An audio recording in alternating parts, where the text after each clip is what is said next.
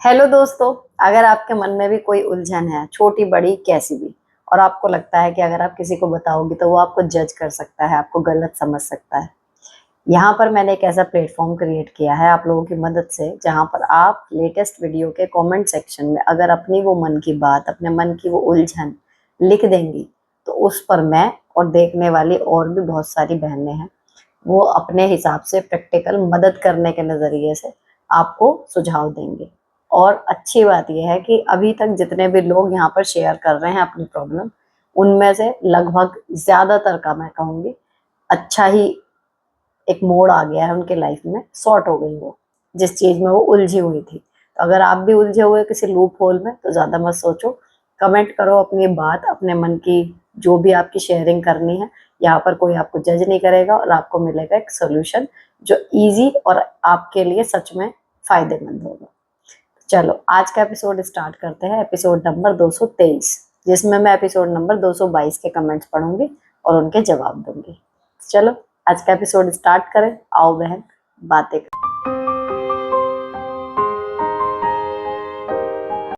पहला क्वेश्चन, दी हस्बैंड ले मुझसे अपनी मर्जी से शादी की, ने होगा, बट आज भी सास नाखुश है, 20 साल हो गए। जो 20 साल नहीं खुश हुआ आपसे, वो अब खुश हो या ना हो, मुझे लगता है उससे फर्क भी नहीं पड़ता। बट अगर आप 20 साल उनको खुश करने में लगी रही हैं, तो आपको भी 20 साल में एक आदत हो गई होगी। तो अगर ऐसे देखें कि अपनी अच्छाई पे टिके रहो, तो आप जैसे अपनी कोशिश करती जा रही हो करती रहो, एक ना एक दिन कहते हैं ना, तोड़ो तो पहाड़ भी टूट जाता है।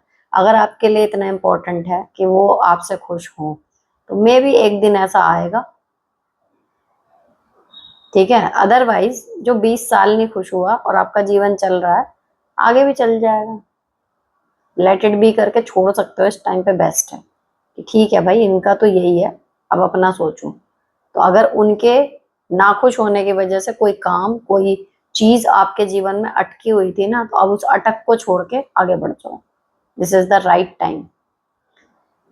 नेक्स्ट, मैम मैं एक टेंशन में फंसी हूँ, आपसे सलाह चाहती हूँ। मैं मायके आई हूँ, मेरे सास ससुर की तबीयत उतनी ठीक नहीं रहती, पूरे टाइम दर्द दर्द कहते रहती हैं। मेरी सास और ससुर तो सच में बहुत वीक हो गए हैं, एकदम हड्डी हड्डी दिख रही हैं, और घर में काम तो पता है ना 500 होते हैं। मुझे इतना गिल्टी फील हो रहा है कि दोनों को सब काम करना पड़ रहा होगा। फोन पे भी सास खुश होके बात नहीं करती थी। वैसे तो सास कर लेती हैं काम, बट मेरे रहने पे वो एक गिलास तक जल्दी नहीं धुलती। जब ससुर बोलेंगे तब करेंगी, अगर हस्बैंड कह रहे हैं हफ्ता 10 दिन रुकाओ, कोई टेंशन नहीं है। मैं 31 की हूँ, 10 महीने का बेबी है, उसी के मोहने नाना नानी परेशान हो रहे थे, और मेरा भी दिमाग चेंज करना था, इसलिए मायके आई हूँ। समझ नहीं आ रहा क्या करूँ, खुशी नहीं फील हो रही अंदर से। आप बेहद जिम्मेदार हैं, एक अच्छी इंसान है, ये सब बातें बस इस तरफ संकेत कर रही हैं। लेकिन 10 दिन इतना बड़ा कुछ नहीं होता। अगर आपके हस्बैंड ने कुछ कहा है तो सोच के ही कहा होगा। हमें ऐसा लगता है सारी धरती का भार हमारे कंधों पे ही है, हम हट जाएंगे तो वो कितना मुश्किल हो जाएगा और लोगों के लिए उठाना। लेकिन एक्चुअली ये हमसे पहले भी धरती चल रही थी, हमारे बाद भी चलेगी। तो सिंपल सी है कि आप हर चीज हाथ में करके देती हैं तो वो नहीं करते, और आपको लगता है कि आप नहीं, उन्हें करना पड़ रहा होगा। लेकिन ये बात वो नहीं है पेच लगाने वाली। सही बात ये है कि बुढ़ापे में अगर आप काम करते रहें, एक्टिव रहें, अपना एक टाइम टेबल मेंटेन रखें, तो आपके लिए ही अच्छा होता है, ठीक है ना। तो इतना वो मत करो, हमेशा के लिए नहीं गई हो, 10 दिन के लिए गई हो, और लड़के नहीं गई हो, अपने पति की मर्जी से गई हो। और नाना नानी का भी थोड़ा बहुत मोह है, उसका भी जस्टिफाई कर रही हो, वो रीजन भी सही है। तो भैया 10 दिन की इतनी बड़ी बात नहीं है, इतना गिल्ट ट्रिप पे मत जाओ, हमेशा नहीं जा पाओगी। तो जो मिल रहा है उसको एंजॉय करो, फिलहाल 10 दिन वहां हो, वहीं की सोचो, वहीं पे एंजॉय करो, जब यहाँ आओगी सेवा कर लेना। नेक्स्ट, दी मैं आपकी वीडियोस कुछ दिनों से देख रही हूँ, अच्छी लगी है। मैं भी आपसे एक जवाब चाहती हूँ अपनी प्रॉब्लम का। मैं जॉइंट फैमिली में रहती हूँ, मेरे जेठ मुझसे बहुत चिढ़ते हैं क्योंकि मैं पढ़ाई करती हूँ और घर के काम उतने नहीं कर पाती जितना उनकी कृप्ति कर पाती है। उनकी पत्नी होगा, उन्होंने कई बार मुझे और मेरे पापा को बहुत गलत कहा, उसके बावजूद घर में सब मुझे ही चुप करवाते हैं कि उल्टा मत बोलना। लेकिन जब मैं किसी को कुछ बोलती हूँ तो उन सबको बुरा लगता है। इस मामले में हस्बैंड भी सपोर्ट नहीं करते, वही बोलते हैं चुप रहो। लेकिन अब मुझसे बर्दाश्त नहीं होता क्योंकि मेरे कुछ कहे अब बिना, मैंने कोचिंग ज्वाइन कर ली है, उन्हें इससे ही प्रॉब्लम है कि अब ये मैडम बनेंगी। दी मैं अलग भी नहीं हो सकती क्योंकि मैं, हस्बैंड मेरे नहीं चाहते, पर मैं क्या करूं, जेठ जब भी मुझे कुछ बोलते हैं मेरा जी करता है मैं उसे उसकी भाषा में समझा दूं, क्योंकि मुझे उन्हें उल्टा बोलना चाहिए। क्योंकि क्या मुझे उल्टा बोलना चाहिए उन्हें? क्योंकि कोई उन्हें ये नहीं बोलता कि तू क्यों उससे बोलता है, जबकि मैंने आज तक उन्हें पलटकर कुछ नहीं कहा। एक दिन अपनी बात जरूर रखी थी कि आप ऐसा क्यों करते हो, कोई जवाब नहीं दिया, फिर भी वही हाल है उनका। आप बताओ मुझे क्या करना चाहिए जिससे मेरी वैल्यू भी कम ना हो, प्लीज दी रिप्लाई जरूर करना। देखो इसमें ना एक तरीका तो ये है कि एक होता है ना कि जब आप मुंह से नहीं करके दिखाओ, आप जिस नौकरी के लिए तैयारी कर रही हैं असली पेंच वहां अटक रहा है कि अगर आपने ले ली वो जॉब, फिर आप पैसे कमाओगी, आपकी जिंदगी बदल जाएगी, आपके साथ आपके हस्बैंड की, बच्चों की, जो भी बिलोंगिंग्स हैं। ज्वाइंट फैमिली में बंदा खर्च करे ना करे, लेकिन कमा के लेके जाएगा कहाँ, घूम फिर के अपने अपने पति और बच्चों पे करेगा ना। तो इसलिए भैया वो है, उन्हें पता है कि मेरा तो हो नहीं सकता, मेरी पत्नी तो जाएगी नहीं कमाने, अगर ये चली गई तो वो पेट में मरोड़ वो मार रहे हैं। आप समझ नहीं रहे, मुद्दा काम का है ही नहीं। और दिक्कत काम की भी हो सकती है इसलिए कि भैया ये इसी काम के टाइम में से टाइम निकाल के ये तो वहां कर रही है, हम कर नहीं पा रहे।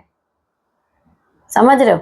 तो वो परेशानी जॉब की है। अब ऐसे आदमी को बजाय मुंह से जवाब दे के थोड़ी देर की क्षणिक खुशी लेना और बाद में परिवार वालों के शायद आप टारगेट पे आ जाओ, उसकी बजाय बेस्ट ये है बिल्कुल न्यूट्रल हो जाओ उधर से कि कुछ भी कह लें, आई लिटरली मीन कि कुछ भी आप उसमें ना रिएक्ट करके अपना पढ़ाई में ऐसा परफॉर्म करो, नौकरी लो, असली तमाचा वो होगा उनके मुंह पे।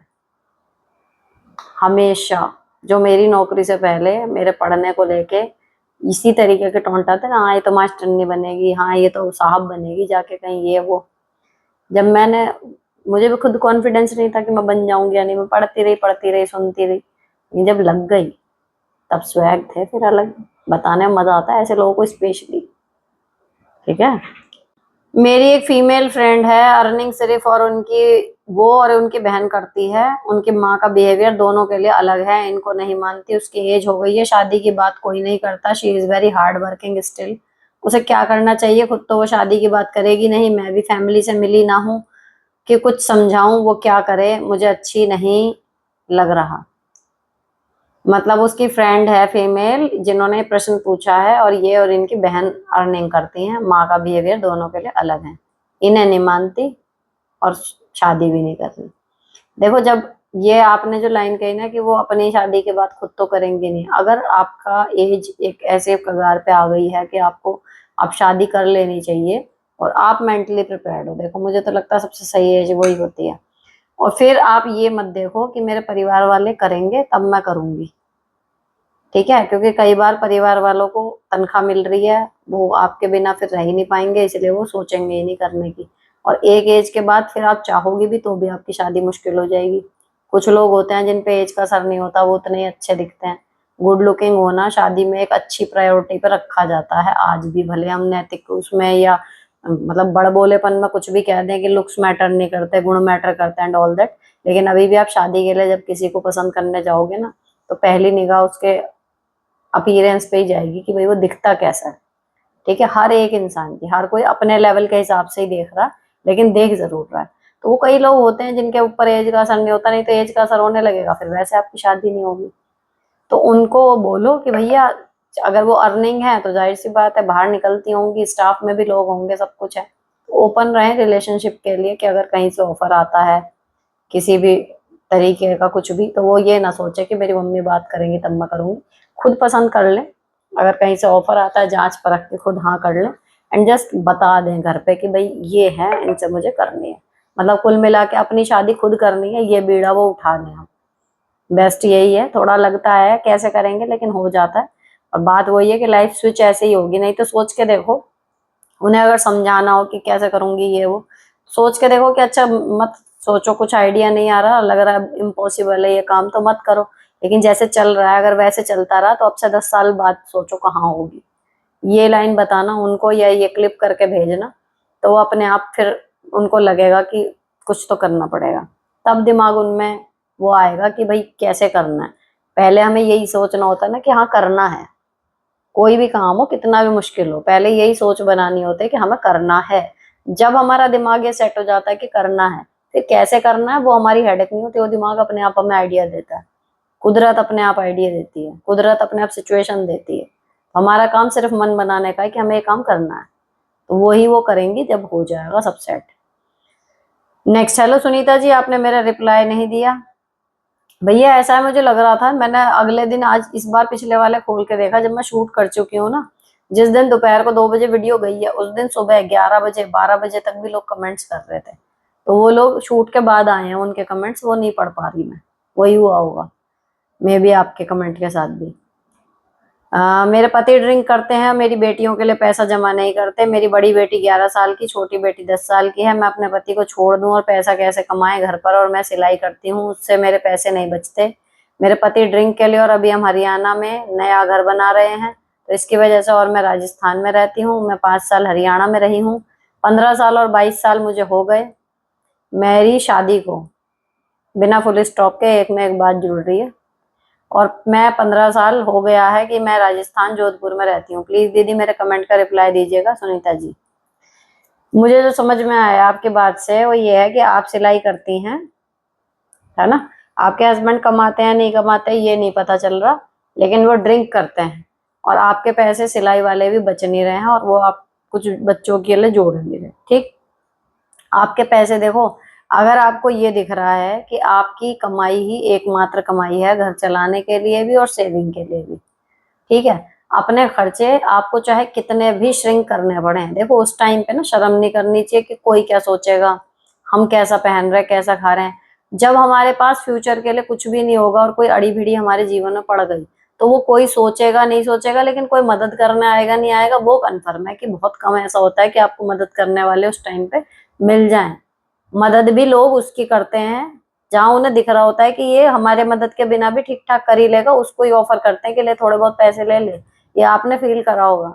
और अगर आपकी रेपुटेशन ऐसी है ना कि इसके पास पैसे नहीं है, तो आपके मुसीबत के टाइम पे जल्दी कोई पूछेगा भी नहीं, क्योंकि उसको पता है यहाँ से पैसे वापस नहीं आने। समझ रहे हो। तो भैया अगर मैं मान के चलूं कि आप 10,000 भी कमा रही हो अपनी सिलाई में, तो आप ये करके चलो कि उसी 10,000 में मुझे अपना घर खर्च समेट के कम से कम महीने के 1,500-2,000 रुपए इन्वेस्ट करने हैं। पैसे हम कितने भी कम कमा रहे हो, लेकिन वो जो है ना कि 20% हमें सेव करके इन्वेस्ट करना है, देखो वो हमेशा करना चाहिए। तभी आप अपने जो भी आपका फाइनेंशियल स्तर है उससे ऊपर निकल पाओगे।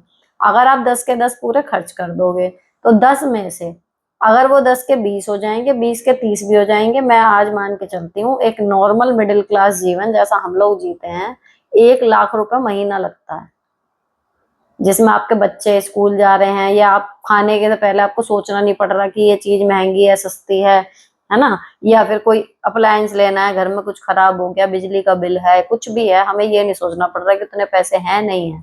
ठीक है, ये हमारा मंथली बजट है, वो इस टाइम पे 1 लाख पे जा रहा है।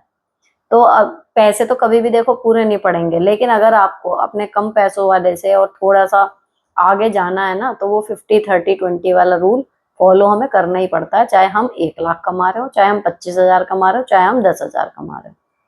ठीक है, तो पति क्या कर रहे हैं वो एक अलग मैटर है, लेकिन अगर हमें ये दिख रहा है कि मैं जो कर लूंगी वही फाइनल है, तो मान के चलो कि आपकी फैमिली इनकम वही है जो आप सिलाई से कमा रही हो। ठीक, अब जब हमारे ऊपर ये प्रेशर आता है कि भैया यही है जितना मैं कर रही हूँ, फिर उस कमाई को बढ़ाने के आइडिया सोचने शुरू कर देगा, दिमाग खुद ही सोचना शुरू कर देगा। नहीं तो आप भी अपने पर्पजली करो कि अब मैं इससे ज्यादा पैसे कैसे कमा सकती हूँ, वो आइडिया भी आपको आएंगे और वो अवसर भी आपके पास आएंगे। जब हम पूरे मन से कोशिश करते हैं सब कुछ होता है, लेकिन अभी आपका ध्यान जो है वो सिर्फ और सिर्फ उन चीजों पे है जो कमी है, कि भाई वो ड्रिंक कर रहे हैं एंड वो नहीं जोड़ रहे हैं और मेरी सिलाई से इतने पैसे नहीं आ रहे, सारी नई नई नई वाली चीजें हैं।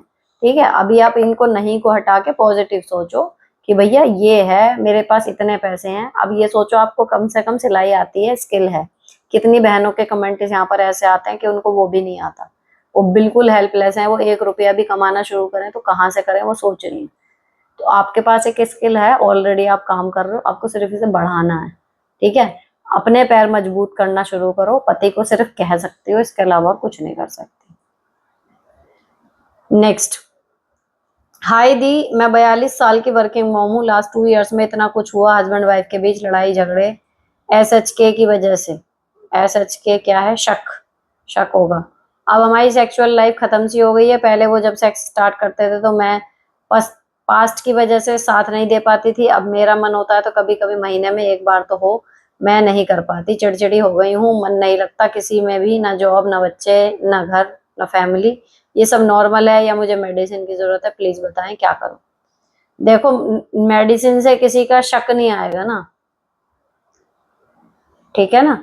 तो एक होता है, देखो शक अगर हमारे दिमाग में है तो वो हमारी मेंटल प्रॉब्लम आ गई, वो मेडिसिन ठीक नहीं करेंगी, ठीक है। लेकिन 42 के बाद, अब ये 42 भी एज कम है, मेनोपॉज वगैरह होता है, उसके बाद ये चीजें शुरू होती हैं कि चलो आपको इंटरनली इच्छा खत्म हो रही है या कुछ है तो डॉक्टरी मैं कहूँ कि आप दवाई ले लो, किसी डॉक्टर से जाके कंसल्ट कर लो।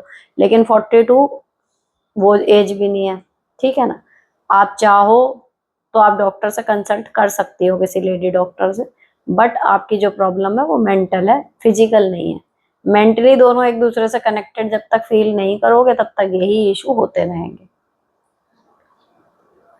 नेक्स्ट, हाय मैम, हस्बैंड अगर रिस्पेक्ट ना करे और हम करवा भी नहीं सकते तो कोई तरीका है? बेसिकली इस केस में उनको अपनी या अपने मायके वालों की कोई बात नहीं बताती, टोटली इग्नोर करती हूँ, उनसे कुछ कहूँ भी तो वो अपना सिर पीटने रखते हैं, इसलिए मैं बस अपने बच्चों पर ध्यान देती हूँ, प्लीज अपनी राय दीजिए।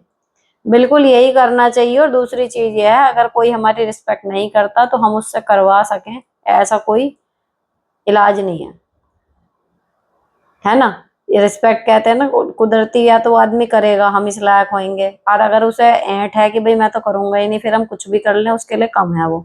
तो ऐसी कंडीशन में उस आदमी से कन्नी काटना ही एक बेस्ट ऑप्शन होता है, भले वो हमारा पति है, ठीक है ना। अगर कोई हमसे, सीधी सी बात, एक नियम रखो, ये खाली पति के लिए नहीं, सब जगह, कि मुझसे बात करनी है, मुझसे बिहेवियर कुछ भी इंटरेक्शन करनी है तो तमीज और रिस्पेक्ट से करो, अगर नहीं है तुम्हारे बस की तो मत करो, बस स्टे अवे। और आप खुद भी 2 कदम पीछे रहो ऐसे इंसान से, ठीक है ना। नेक्स्ट, बहुत अच्छी हो, ये बताओ कि सब कुछ होने पर भी खुशी महसूस ना हो तो क्या करें?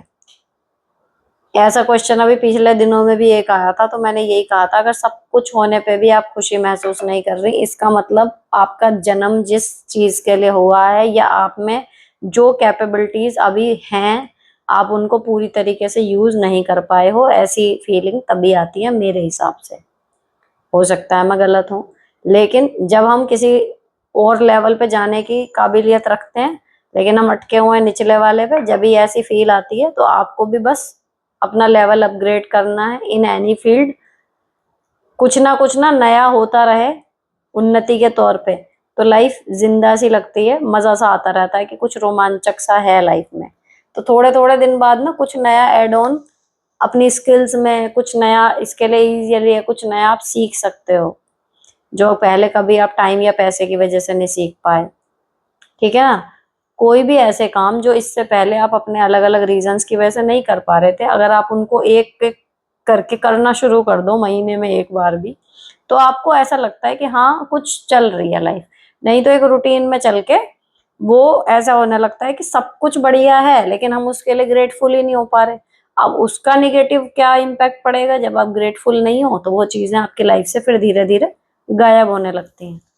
ये होता है बहुत, इसलिए कुछ नया सीखना, कुछ काम एक्स्ट्रा करने के लिए मेहनत करना, ये केवल ये नहीं है कि भाई क्या ही पड़ी है चुल क्यों है। अब आप अगर मेरे को कोई निगेटिव बंदा देखे, पिछली बार ये बात भी आ रही थी कि निगेटिविटी नहीं है आपके चैनल में, बढ़िया इतनी रीच मैं मानती हूँ कि हर दूसरे आदमी के फोन में मेरी वीडियो नहीं चल रही होंगी, गिने चुने लोग हैं उनको समझ में आ रहा है कंटेंट, वो मेरे हिसाब से बड़े पॉजिटिव लोग हैं और इसीलिए सब कुछ स्मूथ जा रहा है।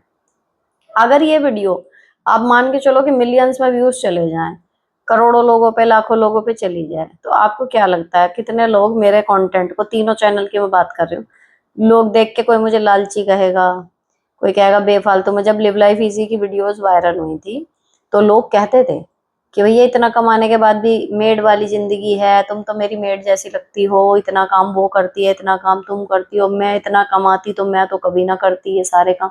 ऐसे ऐसे कमेंट्स आते थे और भर भर के आते थे स्टार्टिंग में, जब हर एक वीडियो पे मिलियन में व्यूज जाते थे, स्टार्टिंग की बात बता रही हूँ। और मैं नई नई थी, मुझे नहीं था वायरल होने का अंदाजा, तो मैं एकदम ऐसे हो जाती थी कि यार लोग कैसे हैं, ठीक है। तो अब आप ये जो चीजें मैंने रायते कहना चाहिए अपनी लाइफ में इतने ज्यादा क्रिएट कर रखे हैं कि मैं सुबह से लेकर रात तक काम कर रही हूँ, वो आपके इसी सवाल का जवाब है। आपको सब कुछ ठीक होने के बाद भी जब लगने लगे ना कि खालीपन सा है, या खुश नहीं लग रहे हो, या मजा नहीं आ रहा, या कुछ खुशी सी नहीं हो रही अंदर से, वो वही है कि आप जिस चीज के लिए बने हो ना, शायद अभी तक आप वहां पहुंचे नहीं, इसलिए आपको वो खालीपन लगता है, ताकि आप अपग्रेड कर सको। अब अगर मैं खाली जॉब और खाली घर इतना संभाल के एंड हर काम के लिए मैं मेड लगा के एंड उसी में खुश रहती कि वाह व्हाट अ राजसी लाइफ, तो आज मैं यहाँ नहीं बैठी होती, है ना। आप लोगों की जो भी मैं हेल्प कर पा रही हूँ, या आप लोगों के जितना भी प्यार मुझे मिल रहा है, वो सब कुछ नहीं होता। या लिव लाइफ इजी पे इतने लोग जुड़े हुए हैं जो सॉर्टेड हो गए, कितने लोग जॉब पे जाने लगे, वापस रीस्टार्ट कर दिया अपना करियर, वो कुछ नहीं होता। मैं अपनी जॉब और घर में खुश हूँ। और सच में अगर और थोड़ा पीछे चले जाए, शायद मुझे जॉब भी नहीं करनी होती, फिर तो मैं घर में ही खुश थी। हमारे यहाँ कोई वर्किंग नहीं है, ना मैके में ना ससुराल में, मैं ही भागी फिर रही हूँ। समझ रहे हो। तो भैया ये वो होता है, अगर आपको ऐसा लग रहा है ना, इसका मतलब यही है कि आप थोड़ा अलग लेवल के लिए बने हो, अपने आप को अपग्रेड करो, किसी क्रिएटिव चीज में बिजी हो। क्योंकि अगर ऐसे नहीं करोगे तो अपनी स्किल्स को दबा दोगे, एक तो खुश नहीं रहोगे, दूसरा जो अभी तक ब्लेसिंग्स आपकी लाइफ में है ना, वो भी धीरे धीरे करके उड़नी शुरू हो जाएंगी, क्योंकि आप उनके लिए ग्रेटफुल होना भूल चुके होंगे। आपको तो मजा ही नहीं आ रहा फिर, ये बात है सारी। आई होप कि ये पॉइंट बहुत लोगों के काम का है, इसको क्लिप करके जरूर शेयर करना ये वाला हिस्सा। नेक्स्ट, मेरी फैमिली में कुछ लोग हैं जो 6 साल से ना आना जाना ना कुछ, मेरे बेटे के जन्म पर कोई नहीं आए, फिर बेटे के फंक्शन पर बहुत बुलाने से आए तो खाना नहीं खाया, और अब मेरे बच्चों को बुला लेते हैं। मैंने बच्चों को कुछ नहीं बताया क्योंकि वो छोटे हैं। तो अब कल को उनके बच्चे की शादी हो गई तो मैं क्या करूं? अपने बच्चों को जाने से वहां रोकूं या क्या करूं? और उनको मेरे से अब भी कोई मतलब नहीं है, बच्चों के पीछे पड़े रहते हैं। मुझे लगता है देखो, ये जो बड़ों का सनकीपना होता है ना, उसे बड़ों तक ही रहने देना चाहिए। अगर बच्चे वहां एंजॉय कर रहे हैं, बच्चों के बीच में बॉन्डिंग है, लेट देम बी बेस्ट। आपसे नहीं है मतलब, कोई बात नहीं, ठीक है ना। क्योंकि अगर मैं अपनी बात करूं, मैं सेम ट्रीटमेंट देती हूँ। मेरी किसी बड़े से अगर पटरी नहीं खा रही है, या मुझे कुछ उससे ग्लिच है कि मेरे को नहीं बात करनी उससे, मुझे वो पसंद नहीं है, ठीक है, तो मैं उससे बात नहीं करूंगी। लेकिन उसके बच्चे जब मेरे सामने होंगे तो मैं उनको उतना ही प्यार करती हूँ जितना मेरे दिल में भरा पड़ा है। बच्चों से कुछ नहीं होता, वो बच्चे मेरे बच्चों के साथ खेलेंगे, एक दूसरे के लिए जान देने को तैयार हैं, इतना भी प्यार हो जाएगा, इट्स ओके। बच्चों में कभी फ्रिक्शन अपने आप आए, ठीक है, लेकिन अपने मन अपना कहना, हमारे दिमाग का जो जितना भी कहना कलेश और नेगेटिविटी है ना, जो बड़ों के झगड़ों की वजह से आ गई, वो बच्चों में नहीं ट्रांसफर करो, उनको अपनी तरीके से क्रिएट करने दो अपने बॉन्ड। नेक्स्ट, मैं 5 मंथ प्रेग्नेंट हूँ, पैसे नहीं है, ट्रीटमेंट का बताया था मैंने आपको, पापा के पास आ गई मैं। फिर अब मेरे हस्बैंड अपने एक्स की फोटो लगाई फेसबुक पर, बोल रहे हैं वो परेशान थी इसलिए लगा दी, उसका डिवोर्स हुआ है अभी। और जी वो लॉयर थे उसके, अब मैंने पता किया तो वो उनकी एक्स क्लाइंट है, वो एक्स उनकी क्लाइंट है, वो शादी के पहले से लगातार बात कर रहे हैं। मुझे अब पता चला हस्बैंड लड़ाई में डिवोर्स की धमकी देने लगे, बोल रहे हैं मैं उनको घर वालों से अच्छे से नहीं रहती। जब उस लड़की से बात हुई तो वो कह रही है मैंने नंबर डिलीट कर दिया है। मेरे हस्बैंड ने एक बार सॉरी बोला मैसेज में, बस मैंने रिप्लाई नहीं किया था। 3 दिन से वो कॉल मैसेज कुछ नहीं कर रहे। अब क्या करूं मैं, ट्रस्ट कैसे करूं अब उनसे, वो गिल्टी है या नहीं समझ नहीं आ रहा, प्लीज हेल्प। अगेन वही है आपका मुस्लिम वाला चक्कर है भैया, पता कुछ नहीं। अब वो उस पे दिल आ गया हो, यहाँ तलाक हो जाएगा वहां चल देंगे, उसका वहां से तलाक करवा ही दिया है। तो ये ना बड़ी अनसिक्योरिटी सी, मेरे को मतलब इनसिक्योरिटी सी कितनी रहती होगी आपको। ये तो खैर होता तो हर उसमें ही है, कानूनन तो डिवोर्स कोई भी ले सकता है, जा भी सकता है, लेकिन एक साथ 2 बीवी रखना, 3 बीवी रखना, ये जो रूल है मेरे को स्केरी लगता है ये। आपको मतलब कैसे आप ट्रस्ट कर पाओगे कि आपका पति पता नहीं किस दिन दूसरी बीवी लेके आ जाएगा, है ना। तो मुश्किल ही है। लेकिन आपका जब भी कमेंट आता है मैं हमेशा यही बोलती हूँ कि फिलहाल ना अपनी प्रेगनेंसी और अपने शरीर पे ध्यान दो, क्योंकि अगर इस टाइम पे कुछ हो गया तो आपका जो होएगा होएगा। अगर बच्चा पूरा सही सलामत अपना टाइम निकाल लेता है और दुनिया में आता है उस टाइम पे, तो भैया वो बच्चे पे कहीं ना कहीं दिमाग पर असर पड़ेगा। तो फिलहाल आपका पति कहाँ मुंह मार रहा है, वो गिल्टी है नहीं है, आप उससे क्यों नहीं एक तरफ हो जाता आपका दिमाग। फिलहाल आप पड़ी हुई हैं, बेड रेस्ट पे, प्रेगनेंसी है। फिलहाल आप भगवान का, मतलब जिसका भी लेते हो, अल्लाह का, उनका नाम लो ताकि बच्चे पे अच्छे संस्कार पड़े। खाओ पियो, दवाई खाओ, एक्सरसाइज करो जो डॉक्टर ने बताई है। फिलहाल अपनी प्रेगनेंसी पे ध्यान दो और अपने शरीर पे। उसके बाद निपटना कि वो क्या कर रहा है, क्या करेगा आगे। नेक्स्ट, दीदी मेरा बेटा ग्रेजुएशन कर रहा है, बहुत सीधा है, इसलिए मेरे ससुराल में उसे सब पागल कहते हैं। मेरी देवरानी ने बताया और मेरे पति उन लोगों को हमेशा मनी से सपोर्ट करते हैं। अब मुझे उनका सपोर्ट करना चुभने लगा है। मेरा बेटा सीबीएसई बोर्ड में पीसीएम लेकर पढ़ा है। उसे बोलते हैं, ऐसे बोलते हैं सीधे होने की वजह से। देखो, अपने बेटे को और अपने अभी ध्यान इस पे रखो। जिस दिन आपका बेटा पढ़ लिख के कुछ बन जाएगा ना, ये पागल है कहने वाले खुद बावले नजर आते हैं। ये एक तरीका होता है पढ़ाई से ध्यान हटाने का, जो वेरी फर्स्ट क्वेश्चन में भी यही था ना, फर्स्ट या सेकंड में, कि जेठ बोल रहा है कि अब ते मैडम बनेगी। सेम वही है, आपका बच्चा पढ़ाई में ठीक होगा, नहीं होगी उसमें ये चंट चलाकपना, नहीं होगा वो लड़कों वाली जो उनमें आ जाती है अननेसेसरी। ठीक है, अगर वो पढ़ लिख के कुछ बन जाएगा लाइफ में, अच्छा कुछ कर लेगा, तो इन सबके मुंह अपने आप बंद हो जाएंगे और आपके पास सिर्फ एक लाइन होगी कि भैया ठीक है, हमारा तो पागल था, सीधा था, अच्छा था, चंट था, जैसा भी था, कमा रहा है, खा रहा है, अपनी लाइफ में सेट हो गया। तो इन चीजों को ना, बाणों को, व्यंग बाण जो आते हैं, इनको याद रखो और इनको मोटिवेशन के तौर पर यूज करो हमेशा। ऐसे लोग एक्चुअली आपका फायदा ही कर रहे होते हैं, अगर आप थोड़ा सा अपना माइंडसेट चेंज कर दो। कई बार पॉजिटिव मोटिवेशन से हम जो बड़े काम नहीं कर पाते ना, निगेटिव में, गुस्से में कर देते हैं उन कामों को। तो इस चीज को याद रखो कि कौन क्या कह रहा है। रिएक्ट मत करो, सीधे अपने रिजल्ट से दिखाना कि हम क्या करके दिखा सकते हैं। नेक्स्ट, मुझे माँ बाप की प्रॉपर्टी को लेके जो आपका रवैया एकदम सही लगता है, और लोगों की ये मानसिकता पे दुख होता है कि अगर प्रॉपर्टी ना हो तो सेवा करें कि नहीं। सोचो, अगर सच में माँ बाप के पास अगर कुछ भी ना हो तो हम क्या उनका कुछ नहीं करेंगे। मैं बता दूं मेरे अनुभव से कि जब मैं माँ बाप जानबूझ के अन्याय करते हैं, फिर भी अगर हम उनकी सेवा सच्चे दिल से करते हैं तो ईश्वर सब देखता है, वो हमें कभी निराश नहीं करता। और मेरा मानना है कि मरने के बाद श्राद्ध करने के बदले हमारे माँ बाप, सास ससुर जब जिंदा हो तब उनकी खाने पीने की सभी चीजें पूरी करो। बाद में कौवे को खाना डाल के का कोई मतलब नहीं। जी, मुझे भी बिल्कुल यही लगता है। पैसे मिले नहीं मिले, लेकिन अगर उन्हें जरूरत हमारी उस टाइम पे है और वो चाहते हैं कि हम करें, है ना, तो उस टाइम पे ये नहीं है कि हमें कुछ मिलेगा तो ही हम करेंगे। सुनीता जी, मैं वही हूँ जो 8 मंथ प्रेग्नेंट थी, अभी मुझे वापस बेबी बॉय हो गया है। मेरी सास को लड़की चाहिए थी, सेकंड सी सेक्शन के टाइम बच्चा बंदी का ऑपरेशन भी कराने नहीं दिया, अब लड़की चाहिए, लड़की की उम्मीद है। बोल बोल के दिमाग खराब कर रही हैं। मेरे हस्बैंड बार बार बोल रहे हैं कि हमें 2 बस हो गया, पर फिर भी मेरी सास जिससे भी बात कर रही हूँ उसे ये बोल रही कि लड़की चाहिए थी, लड़की चाहिए। आगे चल के माँ को संभालती हैं, ये क्या करूँ समझ नहीं आ रहा। डिलीवरी को 15 दिन ही हुए हैं, ऐसा लगता है इससे अच्छा में डिलीवरी के टाइम मर ही गई होती है। अरे कहाँ बातों पे वो कर रही हो, और ये तो लड़की के लिए हो रही है। हमारे दोनों लड़की थी तो ये लड़का हो जाता, एक लड़का हो जाता। भैया ये चीजें कहने वाले कहते हैं, आज आपकी सास कह रही है, नहीं तो कोई और कह जाता। पक्के रहो, आप और आपके हस्बैंड, अगर आपके लिए 2 बेटे पर्याप्त हैं तो तीसरे के लिए, हस्बैंड को भी छोड़ो, केवल आप अपना देखो। अगर आपके लिए सच में 2 बच्चे पर्याप्त हैं, बेटा हो बेटी हो, तो कोई जरूरत नहीं है। और ऑपरेशन नहीं हुआ कोई बात नहीं, और प्रिकॉशन बतेरी, अगर आप नहीं चाहोगी कि बच्चा हो तो नहीं होगा। कहते रहो उन्हें चाहिए थी, इतनी चाहिए थी खुद पैदा कर लेती और कर ले, अगर अभी भी चल रही हो मामला।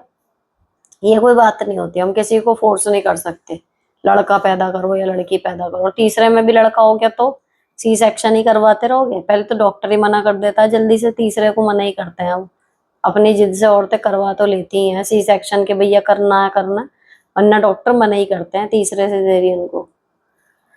नेक्स्ट, मैम मैं बहुत परेशान हूँ। मेरे पीकस में मेरे पीहर वालों ने हमारा पत्रक मकान सेल कर दिया। पैतृक होगा, हमें ही बुलाया था, बट अब मुझसे और मेरे सिस्टर से कोई बात भी नहीं करता। उधर मेरी स्कूल में सिर्फ आए दिन मीटिंग करते रहते हैं। सर मुझे भी बिना बात मेरे काम के लिए कहते हैं, जबकि मैं अपना 100% दे रही हूँ। परेशान हो गई हूँ। आपको 2 टेंशन हो रही हैं कि एक तो वहां पे मकान बिक गया और अब आपसे कोई बात नहीं करता, मतलब आप उसका यूज करके छोड़ दिया। और दूसरा देखो मीटिंग वाला, ये तो नॉर्मल है, मीटिंग होती इसीलिए एम्प्लॉयज को थोड़ा सा गाइडलाइन दी जाए और देसी भाषा में कह जाए तो जलील करा जाए। तो वो तो देखो पार्ट ऑफ जॉब है, उसमें आप कुछ नहीं कर सकते। दूसरी चीज ये है कि वहां से जो मकान बेच दिया और अब आपसे बात नहीं करते, अब ये उनकी कहना चाहिए टाइम परस्ती कह लो, कुछ भी कह लो, नहीं करते नहीं करते। सब्र करने के अलावा बताओ आप क्या कर सकते हो, है ना। कभी लेकिन बात पड़ेगी, बात मानना जरूर कि भैया इसी के लिए बस याद आए, तो उसके बाद तो हम जी रहे मर रहे, किसी को कोई फर्क नहीं। एक बार तो जरूर कहना, थोड़ा शांति मिलेगी आपको। और रही बात यहाँ की भी, मीटिंग की भी, देखो अगर आप कह रहे हो ना कि आपका आप 100% देते हो और काम सही में ऐसा है कि उंगली रखने की जगह नहीं, तो एक आध बार अपना पक्ष रख दो। वहां भी आपको वही है कि थोड़ा अच्छा लगेगा कह के। खाली हम सुनते रहते हैं ना अनर्गल बातें, कह कुछ नहीं पाते, तब भी फ्रस्ट्रेशन अंदर अंदर बढ़ जाती है, इसलिए कई बार कहना जरूरी होता है। हेलो मैम, मेरी 3 बेटियां हैं, छोटी वाली तो 8 मंथ की है और मैं सुबह से लेकर रात 12 बजे तक काम करती हूँ। चाहती हूँ कि कोई हेल्पर काग बालू जो झाड़ू पोछा कर दे। हेल्पर के लिए बोलूं होगा, बर्तन कर दे, बट मेरे हस्बैंड नहीं मान रहे, बोलते हैं मुझे पसंद नहीं कोई हमारे किचन में आए। अब उन्हें कैसे मनाऊं, जबकि हमारे घर में 2 4 बिलर हैं जो कि मेरी जो हस्बैंड कभी कभी ही ऑफिस ले जाते हैं। उनके पास बाइक है, वो उसको भी ले जाते हैं, बट 4, अच्छा व्हीलर होगा, ये VILR लिख रखा है। वो डेली क्लीनिंग करने वाले भैया आते हैं, क्लीनिंग होगा। मैं चाहती हूँ वो बंद करवा दें, बट बात कैसे करूं। देखो मतलब वो है 4 व्हीलर को क्लीनिंग करने के लिए आदमी आ रहा है, अपनी हेल्प हो जाए, व्हीकल सही रहे, लेकिन घर में कोई काम करे उसके लिए उन्हें मंजूर नहीं है। ठीक है। दूसरा ऑप्शन इसका हो सकता है झाड़ू पोछा और बर्तन। क्या ना आपको आदमी पसंद नहीं है, मुझे मशीनें दिलवाओ। झाड़ू पोछे की भी मशीन आती है, बर्तन धोने का भी डिश वॉशर आता है, फिर वो खरीदवा लो, या फिर आप खुद करवाओ हेल्प। 2 ऑप्शन उनके सामने रख दो। एक अपना स्टैंड क्लियर रखो कि मुझसे नहीं हो पा रहा है, अब ऑप्शन ढूंढो इसके। तो ये दोनों है, आदमी करे या तो कोई दूसरा आके, अगर हमारे सर से ऊपर जा रहा है काम, या फिर मशीनें आदमी इस तरीके की लेता है। तो दोनों ऑप्शन रखो, कहो कि एक करें। नेक्स्ट मैम, मेरी सास की मेरी SIL से बजने के बाद हम घर आए तो देवरानी से पता चला कि जो कुछ चीज मेरे साथ हुई है सेम उसके साथ भी हो रही है। बात ऐसे शुरू हुई कि मैंने पूछा तुम्हारी बात नहीं हुई भैया से, तो बोली दीदी बात तो बस ऐसी होती है, 3 4 बार मम्मी के पास आता है फोन, अगर मेरे पास आ जाए, उनके पास नहीं आए तो फोन उठाकर देखती हैं कि मेरे पास नहीं आया। मतलब सास के पास नहीं आया और देवरानी के पास आ गया। और भी बात उसने बताई, मैंने सुन भी ली और अपने टाइम की बात भी बता दी, पर ऐसा लगता है कभी उल्टा नहीं पड़ जाए, वो दोनों एक हो जाएं और मुझे साइड कर दें। बिल्कुल सही। उसने बोला कि मम्मा इस बॉय से शादी नहीं करनी चाहिए, लव मैरिज सबसे बेस्ट है। उसकी और मेरी दोनों की अरेंज है। कहती दीदी बात दिमाग में घूमती रहती है, कह भी नहीं सकते किसी से, क्या करूं, उसको मेंटली सपोर्ट करूं या नहीं।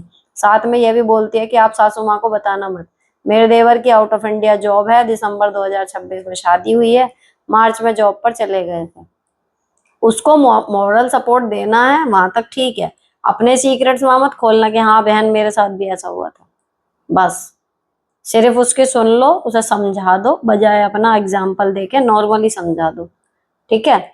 और अपने मत बताना, तो वो एक चक्कर हो सकता है कि कल को वो आपकी बातें वहां पर कुछ अलग ही रंग देके बोले। तो अपने लिए रास्ता मत खोलो कि वो भी कुछ कह पाए। बाकी उसे मॉरल सपोर्ट कर दो, समझा दो छोटी होने के नाते। हाय मैम, हस्बैंड की चौकीदारी करके घर गृहस्थी संभालना ठीक है या फुल फोकस अपने बच्चों पर देना। चौकीदारी करने से वो अपने घर वालों से पैसे की लेन देन की बातें तो कर पाते हैं, लेकिन मेरी बच्ची बाहर खेलने नहीं जा पाती। सो मैंने यही सोचा जिसको जो करना है करे, मैं अपना 100% बच्चों को दूंगी, प्लीज सजेस्ट कीजिएगा। यही तो बात हुई थी, यही करो, ऐसे ही करो। नेक्स्ट और एक सवाल है, मीटिंग में मैं नॉन पर्सन से खूब बात करती हूँ, पर पब्लिकली बोलने में जजमेंट का डर लगता है। सीनियर ऑफिसर भी होते हैं वहां पे, एज ए स्टाफ मैं ब्लॉक में सबसे कम एज वाली हेड हूँ, सारे लोग उम्र और जॉब एक्सपीरियंस में ज्यादा है। देखो ये चीज जब तक हम नहीं बोलते थोड़ा लगता है, मैं आपको कहूँ मैं खुद भी ऐसी हूँ। मतलब मैं यहाँ कुछ भी कर लूं घर में इतना कुछ, और मेरे को स्टाफ में या जब जाती हूँ BRC वगैरह पे या कुछ है, तो मेरा नहीं मन करता, मतलब कॉन्फिडेंट ही फील नहीं करती, शायद मैं ये कह सकती हूँ। कॉन्फिडेंस मेरा कहाँ जीरो हो जाता है, अभी भी कितनी बातें ऐसी होती हैं जो मेरे सिर के ऊपर से जाती हैं, क्योंकि मैं उन चीजों को जो दिख रहा है एग्जैक्टली वैसा ही समझती हूँ, लेकिन फिर पीछे से कहीं से आवाज आती है या आपस में लोग आपस के बता, तू समझ नहीं रही वो क्या कहना चाह रहे थे, बाप वहां पे जाके मेरा दिमाग खराब हो जाता है कि भाई साहब मेरे को शायद इस खेल के भी पूरे नियम पता नहीं है, तो मैं उसको खेलने से बचती हूँ फिर। तो वहां पर पब्लिकली बोलना ये वो, अगर बिल्कुल ही कंडीशन ऐसी है कि आपके पास ऑप्शन ही नहीं है तो बोलो, नहीं तो इट्स ओके, बैठे रहो आराम से, अटेंड करो मीटिंग एंड चलो। हर खेल में घुसना जरूरी नहीं होता ना, मेरे को तो ये लगता है, तो मैं नहीं घुसती। आपको भी यही सलाह दूंगी। नेक्स्ट, हेलो दीदी, मैं जॉब करती हूँ, अभी मैटरनिटी लीव चल रही है। मेरे 2 बच्चे हैं, एक 19 मंथ का, एक बेटी 3 मंथ की ओल्ड बेटा। अक्टूबर से जॉब पर वापस जाना है, ये नहीं समझ आ रहा बच्चे कौन संभालेगा। मेरी जॉब अच्छी है, ऑलमोस्ट 6 डिजिट की सैलरी है, कैरियर ग्रोथ भी है, हस्बैंड की सैलरी से भी डबल है। मुझे मेरी MIL पर बच्चों को लेकर ज्यादा भरोसा नहीं, वो कुछ भी खिला देंगी या फोन दिखाएंगी। बेटी के साथ बहुत करती हैं। मेरी मम्मी नहीं है, बेटी को संभाला था लीव के पहले तक। मेरी मम्मी ने ही बेटी को संभाला था लीव के पहले तक, रोज मॉर्निंग घर का काम करके 10 किलोमीटर दूर उसको उनके यहाँ छोड़ देती थी, फिर जॉब के लिए 25 kilometre one way travel and शाम को वही रिटर्न जर्नी। बहुत टायर्ड हो जाती थी अलोंग विद प्रेगनेंसी। मेरी मम्मी को यहाँ बुला नहीं सकती, ना सास के भरोसे छोड़ सकती हूँ, ना किसी को रखना चाहती हूँ। क्या करूँ, जॉब करना मुझे पसंद है, बहुत मेहनत से करियर बनाया है, अगर अभी छोड़ दिया तो इतनी अच्छी जॉब मिलेगी नहीं। आपने जितने भी ऑप्शन हो सकते थे उनके लिए ना खुद को वो कर दिया, मैं ये नहीं करूंगी, मैं ये नहीं करूंगी, मैं ये नहीं करूंगी, तो काम होगा कैसे। जब आपने सेकंड बेबी प्लान किया था तो भी आपको पता थी अपनी कंडीशन, एंड आपको मेंटली प्रिपेयर्ड होना चाहिए था कि भाई जैसे मैंने पहला बच्चा पाला वैसे ही दूसरा पलेगा फिर। तो जो आपने बेटी के लिए किया था सेम आपको वही फॉलो करना पड़ेगा, नहीं तो आप खुद सोचो, 3 ऑप्शन हो सकते हैं, तीनों आपको नहीं करने, तो वो उसका ध्यान रखेगा कौन। अगर हस्बैंड से ज्यादा है, हस्बैंड ये है कि भाई अपने ऑफिस आवर्स को इस तरह शेड्यूल कर सकते हैं कि वो रुक जाए उतनी देर, या तो वो एक चौथा विकल्प बचता है कि मेड आप रख लो फुल टाइम लेकिन उसकी देख रेख के लिए हस्बैंड रहे, या फिर वही बचता है फिर अपनी मम्मी को बच्चे छोड़ छोड़ के आप जाओगे। नेक्स्ट, थैंक्स मैम, आपने मुझे हिम्मत दी। एक्सरसाइज रोज हो रही है, बट हस्बैंड का प्राइवेट जॉब थोड़ी परेशानी होती है, बार बार अपने बच्चे भी रोते हैं, सबकी मामा करती हैं, आप क्यों नहीं करती, कुछ समझ नहीं आ रहा। जॉब प्राइवेट में, मैं आपका क्वेश्चन ना समझ नहीं पाई, देखो, है ना। बच्चे रोते हैं, सबकी मम्मी करती हैं, आप क्यों नहीं करती। अब वो क्यों नहीं करती मतलब जॉब नहीं करती या घर में नहीं रहती, वो मैं समझ नहीं पाई। इसको दोबारा अगले इस वाले वीडियो के कमेंट में टाइप करना तरीके से, थोड़ा और समझा के, तो मैं समझ पाऊँ। नेक्स्ट, अगर पति में इतनी ईगो और बचपना हो कि खाना छोड़ दे या घर छोड़ दे, इतने साल लगा कि शायद सुधर जाएंगे पर नहीं, भूखे या मार्केट से खाना अगर नहीं छोड़ना तो क्या करें। मना कर इतने साल तक थक गई। मत मनाओ, खा ले भाई, बाहर से खा, खुद बना के खा, मत खा, बीमार हो। लेकिन अगर आपका पॉइंट ठीक है, करने दो उन्हें अपने गुस्से के साथ इंजॉय। ऐसे आदमी को इतने साल नहीं, शुरू से ही यही रखना चाहिए। नाजायज गुस्सा किसी का मत झेलो, नहीं तो वो बढ़ेगा ही बढ़ेगा। बच्चा हो या बड़ा, टेंट्रम जिसके लेने लगोगे वो उतने ही और बढ़ाएगा। उसके टेंट्रम से आपका फर्क नहीं पड़ेगा तो वो अपने आप छोड़ देता है कि इस पर कुछ फर्क नहीं पड़ता, कुछ और सोचो। नेक्स्ट, मैम मैं गवर्नमेंट स्कूल में टीचर हूँ, हमारे स्कूल में 6 मेल टीचर है, मैं अकेली फीमेल हूँ, खुद को अकेला फील करती हूँ, बच्चों के साथ बहुत बिजी रहने की कोशिश करती हूँ लेकिन फिर भी बहुत अकेला पाती हूँ। वो सब एकजुट रहते हैं, मेरे को उनके साथ बैठना अच्छा नहीं लगता, तो बताएं खुद मैं कैसे खुश रहूँ। बड़ी मुश्किल स्थिति है, लेकिन आप जो कर रही हैं वो ही कर पाएंगी। बस बच्चों के साथ जितना हो सके बिजी रहिए और अपने आप को कहीं भी कम मत आंकिए कि ये 6 हैं मैं 1 हूँ। है तो स्टाफ ही ना सेम। अगर उनके लिए कोई काम है, कुछ भी है, वो गुट बना रहे, कुछ भी, अपनी कोई बात कहनी है बिल्कुल कॉन्फिडेंस के साथ उनसे बोल दो। साथ बैठना जरूरी नहीं है, लेकिन अगर हमें कभी उनकी जरूरत है या कोई काम ऐसा है जो उनका ही है, बोलने में बिल्कुल मत हिचकिचाओ। मतलब अकेले ही रहो लेकिन दबंग बन के रहो। नेक्स्ट दी, मैं जब स्कूल में अपना पीरियड लेने जाती हूँ फर्स्ट क्लास में, तो मुझे पहले हिंदी की टीचर का पीरियड होता है, वो रोज रिटन वर्क कराती है, बच्चों की स्पीड स्लो है। जब भी मैं पीरियड लेती हूँ वो कहती है मैम इनसे पहले हिंदी का नोट डाउन करने दो, जिस वजह से मेरा काम नहीं हो पाता। मेरा पीरियड बस 2 डेज लगता है, जिसमें एक दिन कंप्यूटर लैब, एक दिन थ्योरी। प्लीज हेल्प मी, कैसे मैनेज करूं? मैंने उन्हें बहुत बार मना किया बट वो क्लास से जाती ही नहीं है, क्योंकि उनका वो पीरियड फ्री होता है। मेरा नेचर कंप्लेनिंग नहीं है और मुझे किसी को बुरा और हार्शली नहीं बोला जाता। मैं क्या करूं ऐसा कि वो खुद ही मान जाए? भाई मैं इस जगह होती तो या तो मैं सीधे फिर मैनेजमेंट में बोलूंगी कि भाई ये दिक्कत है, आप बताओ, मैं यहाँ पे तू तड़ाक बच्चों के सामने नहीं करना चाह रही। वो कहेंगे एक झटके में प्रॉब्लम सॉल्व, ठीक है। या फिर नहीं भी करनी बहस, नहीं बोलना हार्श, लेकिन जब वो एक बार दो बार हर बार यही हो रहा है, तो आप कह सकती हो कि मैम मेरा सिलेबस रह गया है, मुझे मिटाना पड़ेगा, तो आप प्लीज या तो ये एक्स्ट्रा टाइम सर से बात कर लो नीचे, नहीं तो मेरा काम कोर्स पूरा नहीं होगा, उल्टा मेरी डांट पड़ेगी, देखो आप समझो। ये कह के रब, आप कर रही हैं एडजस्ट इसलिए वो करवाती जा रही है। तो हार्शली बोलना नहीं जरूरी है, लेकिन अपने शब्द तो पहुंचाओ वहां तक जो बात है। नेक्स्ट, हेलो दी, मेरा नाम रितु है, मेरा कोई सवाल नहीं है, बस थोड़ी सी उलझन है कि मेरे दो बेटियां हैं, दोनों ही सी सेक्शन से हुई थी, बड़ी वाली 8 की और छोटी 5 की है। कभी तो लगता है दोनों ठीक हैं, दो ही, बट कभी कभी लगता है एक और ट्राई करना चाहिए। मेरे हस्बैंड को नहीं चाहिए अब कोई बेबी, बट मेरी सास और मेरी मम्मी कहती है कि कर ले एक और। डर भी लगता है क्या एक बेटे के चक्कर में बेटियां ही करते रहो। ये भी सोचती हूँ कि हमारे जाने के बाद उनके मैके में कोई नहीं रहेगा, कोई भी चाचा ताऊ काम नहीं आते, प्लीज थोड़ा सा गाइडेंस दें। मैं आपको क्या गाइडेंस दूंगी? आप मेरी लाइफ को देख के अंदाजा लगा लीजिए, मैं इस चीज के पक्षधर हूं ही नहीं। अगर आपको लग रहा है तीसरा बच्चा चाहिए देन गो फॉर इट, आपको चाहिए चौथा बच्चा चाहिए देन गो फॉर इट, पर बेटा चाहिए, बेटी चाहिए, ये नहीं सही है, ठीक है ना? तो आप तीसरा चांस लो, ये सोच के लो, चाहे बेटी हो चाहे बेटा, चल देखते हैं, फिर जो हो उसे सहर्ष स्वीकार कर लो तो कर लो। बेटा ही चाहिए, मान लो बेटी हुई, फिर अल्ट्रासाउंड करा के उसे पेट में मारोगे? मेरे को लोगों ने इतना बोला स्टार्टिंग से लेके कि पहले पाल लेना, 5 साल के हो जाए फिर चांस लियो। कई बार लगता भी है, ऐसा नहीं है। अब हम तीनों लड़कियां लड़कियां सी बराबर की सी हो जाती हैं, एक बेटा होता तो वो मेरे हस्बैंड के साथ वो लड़कों वाली बात भी कर सकता था, या हम कहीं बाहर जाते हैं जो इसके साथ के हमारे बच्चों के साथ के किन्हीं के लड़के थे वो बराबर के हो गए, कोई साइकिल चलाने लगा, इनसे बड़े हैं, कोई बाइक चलाने, देख के लगता भी है। भाई चीजें सभी जरूरी है, ये नहीं कि बेटा जरूरी नहीं है या बेटी जरूरी नहीं है। लेकिन अभी पिछले उसमें क्या था कि दो बेटे हैं, बेटी के लिए सास फजीते कर रही है, वो पजल्ड है, क्या करूं? आपके यहाँ है कि दो बेटी हैं, अब बेटे के लिए आपको लग रहा है कि भाई होना चाहिए कुछ और है। तो ऐसा है, इन चीजों में बेटा बेटी वाली जिद छोड़नी पड़ेगी। आपको लेना है चांस, आप ले लो तीसरा बच्चा, फिर ये मान के चलो कि जो होगा हमें स्वीकार रहेगा, तो कोई दिक्कत नहीं है, फिर वो मुझे लगता है ठीक है ना? आपकी किस्मत में होगा, आपको मनचाहा बेटा या बेटी जो भी आपको चाहिए मिलना मिल जाएगा। लेकिन अगर नहीं हुआ और किसी बच्चे की किस्मत है आपके घर में आना, फिर उसको पेट में नहीं मारो, मेरा कहने का मतलब ये है। बच्चे आपकी मर्जी, जितने चाहे पैदा करो, लेकिन किसी बच्चे को जन्म से पहले पेट में मारना क्योंकि वो लड़की है, वो मुझे लगता है भाई सबसे क्रूर पाप है, वो मत करना।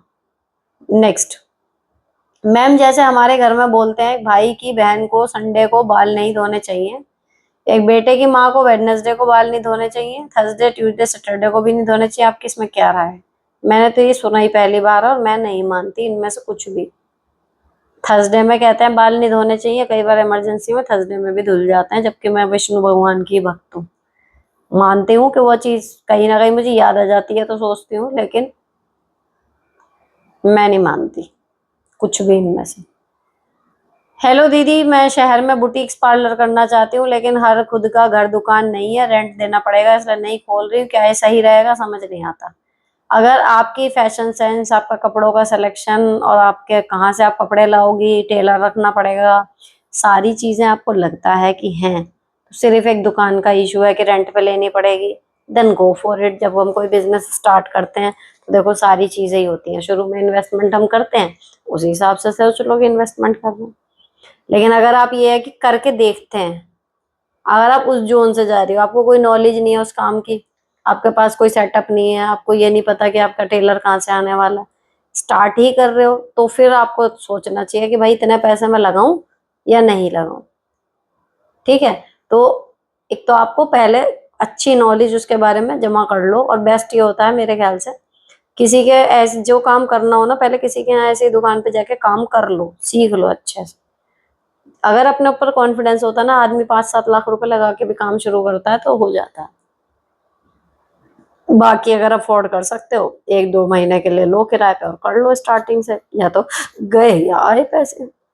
डिपेंड करता है आपकी फाइनेंशियल कंडीशन है कैसी, आप ले सकते हो इतने का रिस्क या नहीं। सही गलत इसमें कुछ भी नहीं है।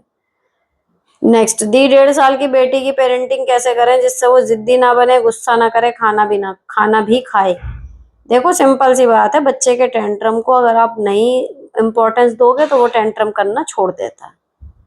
तो 1.5 साल की है ना, उसको अभी से बातें मतलब ऐसे ही करो उससे जैसे बड़ों से करते हैं, आराम से जैसे बड़े बच्चों से करते हैं। फिर ये रहेगा कि उसको पता रहेगा कि कुछ चीजों को, एक मैंने देखा, मैं अपने नंद को ही बोल रही थी, हर चीज को नहीं नहीं नहीं नहीं, अगर हम ये करते रहेंगे, आप सोच के देखो अगर आप बच्चे की जगह हो, आपको क्या समझ में आएगा कि मेरी माँ हमेशा हर चीज को ये तो ना ही बोलती है, उसका मतलब ना। तो एक टाइम आएगा कि उसको आपकी ना सुनाई ही नहीं देगी, कि इसका तो काम ही ना कहना है। इस चीज का बहुत ध्यान रखो। कुछ चीजें ऐसी रखो जिनको आप ना कह रहे हो, कुछ चीजें ऐसी रखो जिसमें कोई नुकसान नहीं हो कर सकता, उसको हाँ बोलो। कुछ चीजें ऐसी रखो कि बेटा ये नहीं, इसकी जगह पे ये कर ले। तब उसको आपके ऊपर भरोसा बनेगा कि हाँ मेरी माँ कुछ कह रही है तो सही कह रही होगी। ये 1.5 साल के बच्चे के लिए बता रही हूँ मैं, टीन एज के लिए नहीं बता रही। तो आपको उसे अभी से ऐसे लेके चलना पड़ेगा कि हाँ वो समझ रहा है सब कुछ, और जो आप उसको मैसेज दे रही हो ना वो वही सीखता चला जाएगा। तो आपका कहना सुनना है, इसके लिए आपकी बात में वजन होना चाहिए। उसके फालतू के टेंट्रम, जब वो किसी चीज की जिद करे, कुछ करे, सपाट मना करो और अपने मना पर टिके रहो। अपने आप डिसिप्लिन में रहेगा, वो सही रहेगा, मतलब सधा हुआ, डिसिप्लिन नहीं कह सकते लेकिन सधा हुआ रहेगा। ऐसे नहीं होएगा कि आपके हाथ से बाहर निकल गया बच्चा, बड़ा हो जाता है फिर नहीं।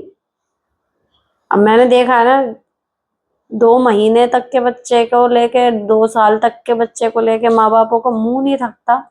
अपने बच्चे, मतलब उनके बच्चे कितने हार्ड टू हैं पालने के लिए, वो बताते बताते उनका मुंह नहीं दुखेगा। आपके आसपास भी होंगे ऐसे पेरेंट्स, है ना। आप उन्हें कुछ भी सोल्यूशन दोगे, अरे नहीं इसके नहीं चलता, ये तो ये, और मेरी समझ से ऊपर जाते ही वो चीज की कैसे। बेसिक इंस्टिंक्ट होते हैं हर इंसान में, हर बच्चे में, लेकिन भाई परवरिश बहुत बड़ी चीज है। अगर उसको पता है कि आप उसके ये उल्टे सीधे चीजें झेल लोगे, कर लोगे, ये करने से ये करते हैं पेरेंट्स, आपको जितनी समझ आती है ना उससे कहीं ज्यादा तेज दिमाग होता है बच्चों का। तो उनको वो दिखाओ जो एक्चुअली आप उन्हें करते हुए देखना चाहते हो, तब देखो फिर। नेक्स्ट, दी मैं टीजीटी कंप्यूटर हूँ, स्कूल में मुझे 2 साल का एक्सपीरियंस है। मुझे 1 to 8 क्लास टीचिंग के लिए दी थी in starting, there was everything normal. ये भी क्वेश्चन पिछली बार आया था, अब थोड़ा बड़ा करके आया। I informed them I cannot handle students of class 1 as I have no experience to handle them, और लैब में कही वो कुछ नुकसान ना कर दें। मैंने एक मेड की रिक्वेस्ट भी की जो बच्चों को लैब ले जाए, क्योंकि लैब बेसमेंट में है, बट उन्होंने कहा कि स्टूडेंट कम है, अपने आप एडजस्ट करो। अब उन्होंने क्लास में एक ऑटिस्टिक स्टूडेंट का एडमिशन ले लिया। वो बच्चा ना तो क्लास में पढ़ने देता है, ना ही किसी बच्चे को पढ़ने देता है, और बहुत लाउड वॉइस में नॉइस करता है। बच्चों के पेंसिल बुक ले लेता है, उसके लिए क्लास में तो रखे हैं इंगेज करने के लिए, बट और बच्चे उसे देखकर पढ़ाई छोड़कर टॉय खेलने लगते हैं। इस वजह से मेरा सिलेबस नहीं हो रहा। मैं पेरेंट्स को भी ये कंसर्न नहीं बता सकती, और मैनेजमेंट सुनने को तैयार नहीं। मैं कैसे बच्चों को काम करवाऊं उस बच्चे के डिस्टर्बिंग बिहेवियर की वजह से। मैं और बच्चों के साथ कोऑर्डिनेशन नहीं कर पा रही। मेरा पीरियड भी ट्वाइस इन अ वीक लगता है। मैं क्या करूं, प्लीज है। आपको बस ये स्किल अभी सीखने में टाइम लग रहा है और कुछ नहीं है। ये चैलेंजिंग है एज अ टीचर सिचुएशन, लेकिन वो नहीं है कि बिल्कुल प्रैक्टिकली पॉसिबल ही नहीं है जी करना। बस आप अभी नहीं कर पा रहे, बात ये है। अगर आप पूरा दिमाग लगाओगे ना अपना, और ट्राई करने की कोशिश करोगे कि नहीं मुझे इसे भी करना है उन्हें भी, जो बच्चे उसको देख के टॉय से खेलना शुरू कर जाते हैं ना, हमें मारना अलाउड नहीं है क्लास में। धमका तो सकते हो, डांट तो सकते हो उस रिजिड वे में कि सुने बच्चे आपकी बात, ठीक है। दूसरी चीज, उस बच्चे को आपने एक किनारे को बैठा दिया, बाकी बच्चों को इतना इंटरेस्टिंग सा कुछ टास्क दो कि उनको टॉय की बजाय वो अच्छा लगे।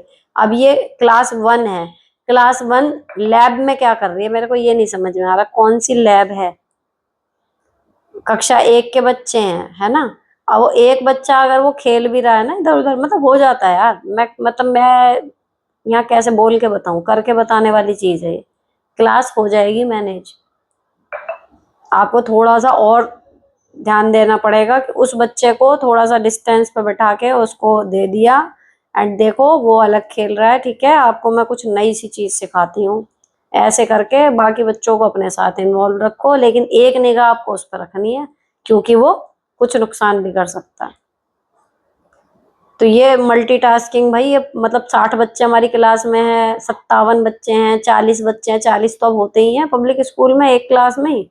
40 का मेरे को भी, मतलब 40 से 45 बच्चों का तो एक्सपीरियंस मेरे को भी, कि अगर हम अकेले देखेंगे हमारे अंदर इतना कैलिबर होता है कि 45 में से ना हम एक एक पे निगाह रख सकते हैं कि कौन क्या कर रहा है। जिसमें हमारे 45 एक क्लास में नहीं होते, दो इधर बैठे दो इधर बैठे क्लास ऐसे, और हम बीच में हैं। फिर भी एक सिंगल सी आवाज या एक सिंगल सा खटका पता चल जाता है कि यार किस कोने से आवाज आई है, एंड देन तुरंत कॉल आउट कर लो उस बच्चे को कि हाँ भाई क्या हो रहा है, उस कोने में कौन है, इधर आ जाओ। थोड़ा सा ना मतलब आपको और बढ़ाना पड़ेगा अपना कैलिबर एज अ टीचर, तब होएगी ये प्रॉब्लम सॉल्व। सुनवाई कहीं हो नहीं रही तो आपको ही बढ़ाना पड़ेगा अपना, कार्य क्षमता जैसे भी बढ़ेगी। इसको एज अ चैलेंज लेके चलो, पिछली बार भी यही हुआ था। इसको पार करते करते आपकी स्किल बढ़ जाएगी। आप एज अ टीचर और तरह के जैसे हीरा बन जाता ना, वैसे यही तो आता है एक्सपीरियंस से। इतने साल जब आप पढ़ा लेते हैं तो एक कॉन्फिडेंस जो आता है ना कि एज अ टीचर आप परफेक्ट हो गए, वो इसी तरीके से तो होता है। हर साल एक ना एक नया स्टूडेंट, एक नया किस्सा ऐसा आएगा जो आपने इससे पहले कभी फेस ही नहीं करा। अभी मेरे को, अगर मैं पब्लिक स्कूल की भी टीचिंग जोड़ दूं ना, मेरे को 26-27 साल हो गए पढ़ाते पढ़ाते पढ़ाते पढ़ाते। पूरी जिंदगी ऐसा लगता है उसी में निकल गई, कभी पढ़ रही हूँ कभी पढ़ा रही हूँ। लेकिन अभी भी हर साल ऐसे बच्चे आते हैं जिनके पास ऐसी एक प्रॉब्लम होती है जो मुझे समझ नहीं आती कि अब इसको कैसे हैंडल करूं। लेकिन मैं हमेशा उसको वही लेती हूँ, मेरे को लगता है दिमाग को खुराक मिली है एक, कि अच्छा भाई ये एक आया नया केस, अब इसको देखो क्या करना है। फिर मैं उसको एज ए एक्सपेरिमेंट लेती हूँ कि इसको अब कैसे सिखाना है, चलो देखते हैं। फिर वो सीख जाता है, आगे के लिए हमें सबक मिल गया, और कोई बता दिया कि भैया ये उस तरीके का बच्चा है, ये ऐसे सीखेगा।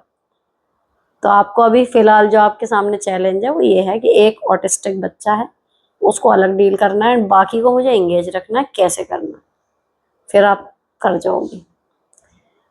नेक्स्ट, मैम मेरी शादी, ये ईट कौन सा है भाई, ये हस्बैंड वाला एक, पहले ये पढ़ते हैं।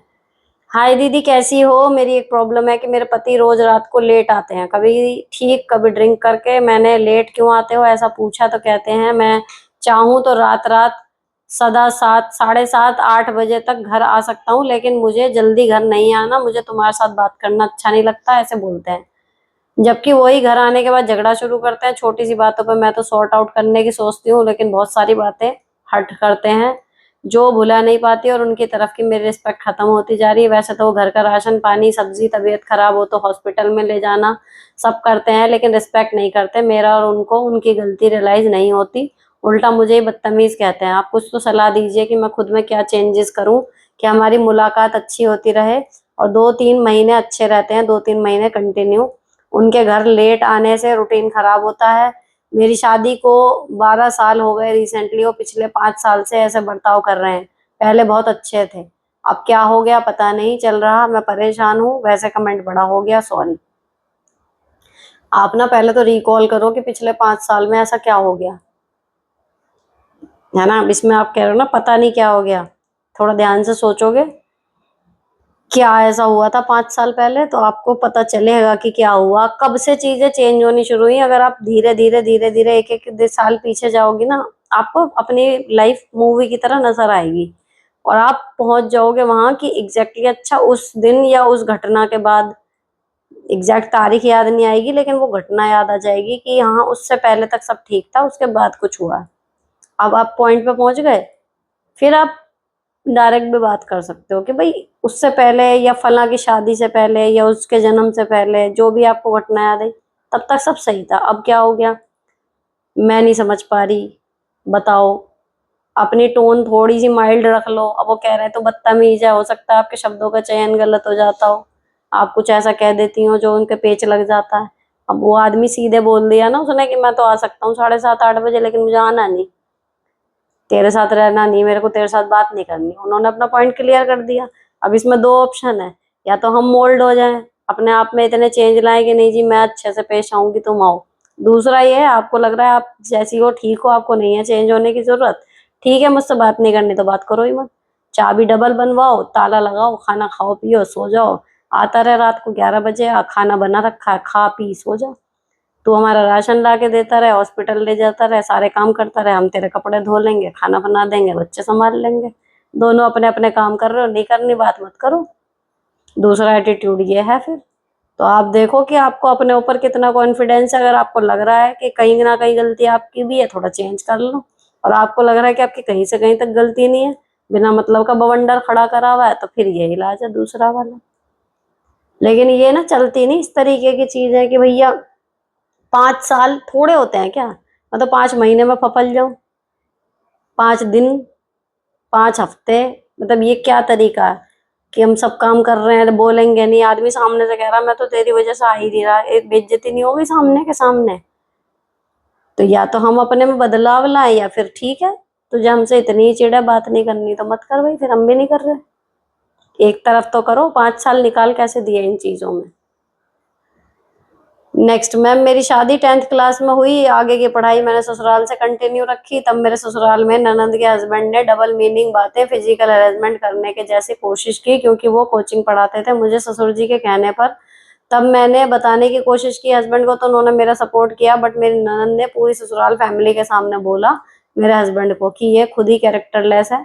मैम, जब गलत के खिलाफ मैनर मेरे पति ने ऑब्जेक्शन उठाया तो मुझे ही कैरेक्टरलेस बोल दिया। मेरी फैमिली बहुत बड़ी है, अब मुझे क्या करना चाहिए? ननद से रिश्ता परमानेंट खत्म करना चाहिए, क्या करूं आप ही बताएं।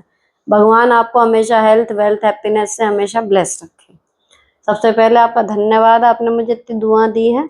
और दूसरी चीज देखो, अगर जो कंडीशन आपने बताई है ना, और ननद बजाय समझने के उल्टा आपके ऊपर ही सुइयां घुमा रही है, तो ऐसे से किनारा कर लेना ही सही है। अब बिल्कुल खत्म रिश्ता वाली बात वो आपके हाथ में नहीं है, ना सही लगेगा। लेकिन बोलना चालना जीरो पे ले आओ, बहुत बड़ा दिल करना बस नमस्ते, ठीक है ना। क्योंकि जो बता, मैं मान रही हूँ कि अपने पति का सम्मान करना चाहिए भाई, पीआर में जाके हम ही नहीं करेंगे तो वो कैसे करेगा कोई और। लेकिन भैया अगर हमारा पति किसी की बहू को छेड़ेगा, तो कुछ इधर उधर हाथ लगाएगा, तो वो तो कहेगा ही। या ननद का पति है तो फिर हम कुछ भी करने देंगे? कोई भी होएगा, देवर है कुछ भी, अपनी मर्जी के बिना तो पति छू रहे हैं, तो उनके खिलाफ भी बातें हो रही हैं।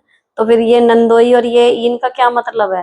तो बोलना तो पड़ेगा ही। अब अगर हम किसी चीज की सही वो कर रहे हैं, उस पर उल्टा हमारे ऊपर ही चढ़ चढ़ के आ रहे हैं, तो भाड़ में जाओ सब।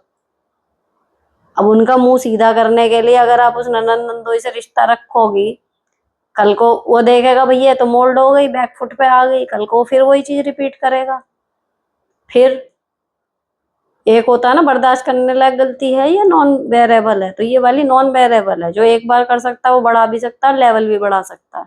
तो आपको अपने स्टैंड पे यहाँ पर टिकना ही पड़ेगा, अगर आपको अपनी इज्जत प्यारी है तो, है ना। अब जो इन्होंने बिगाड़ी है वो बिगाड़ने दो, किसी के बिगाड़ने से ऐसे नहीं बिगड़ती। आप अपनी जगह टिके रहो, अगर सही है तो, कि भैया नहीं बदतमीजी मेरे साथ करी थी, मुझे ऐसे आदमी से नहीं रखना आगे रिश्ता। बहुत दिल बड़ा करके बस नमस्ते कर लो।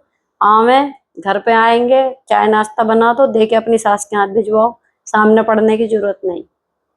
तो आपका एज अ बहू, एज अ भाभी, एज अ सलेज ड्यूटी सारी पूरी होंगी।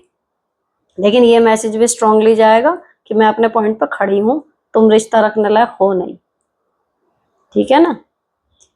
नेक्स्ट, हेलो दी, मैं ज्वाइंट फैमिली में रहती हूँ। वैसे तो सारे अच्छे हैं, मेरी एमआईएल से पहले मेरी अच्छी बॉन्डिंग थी, शादी को 10 साल हो गए। 1-2 साल से टोंट मारना शुरू कर दिया, मुझे बहुत बुरा लगता है, बात करने का मन नहीं करता, क्या करूं, कैसे हैंडल करूं सिचुएशन को।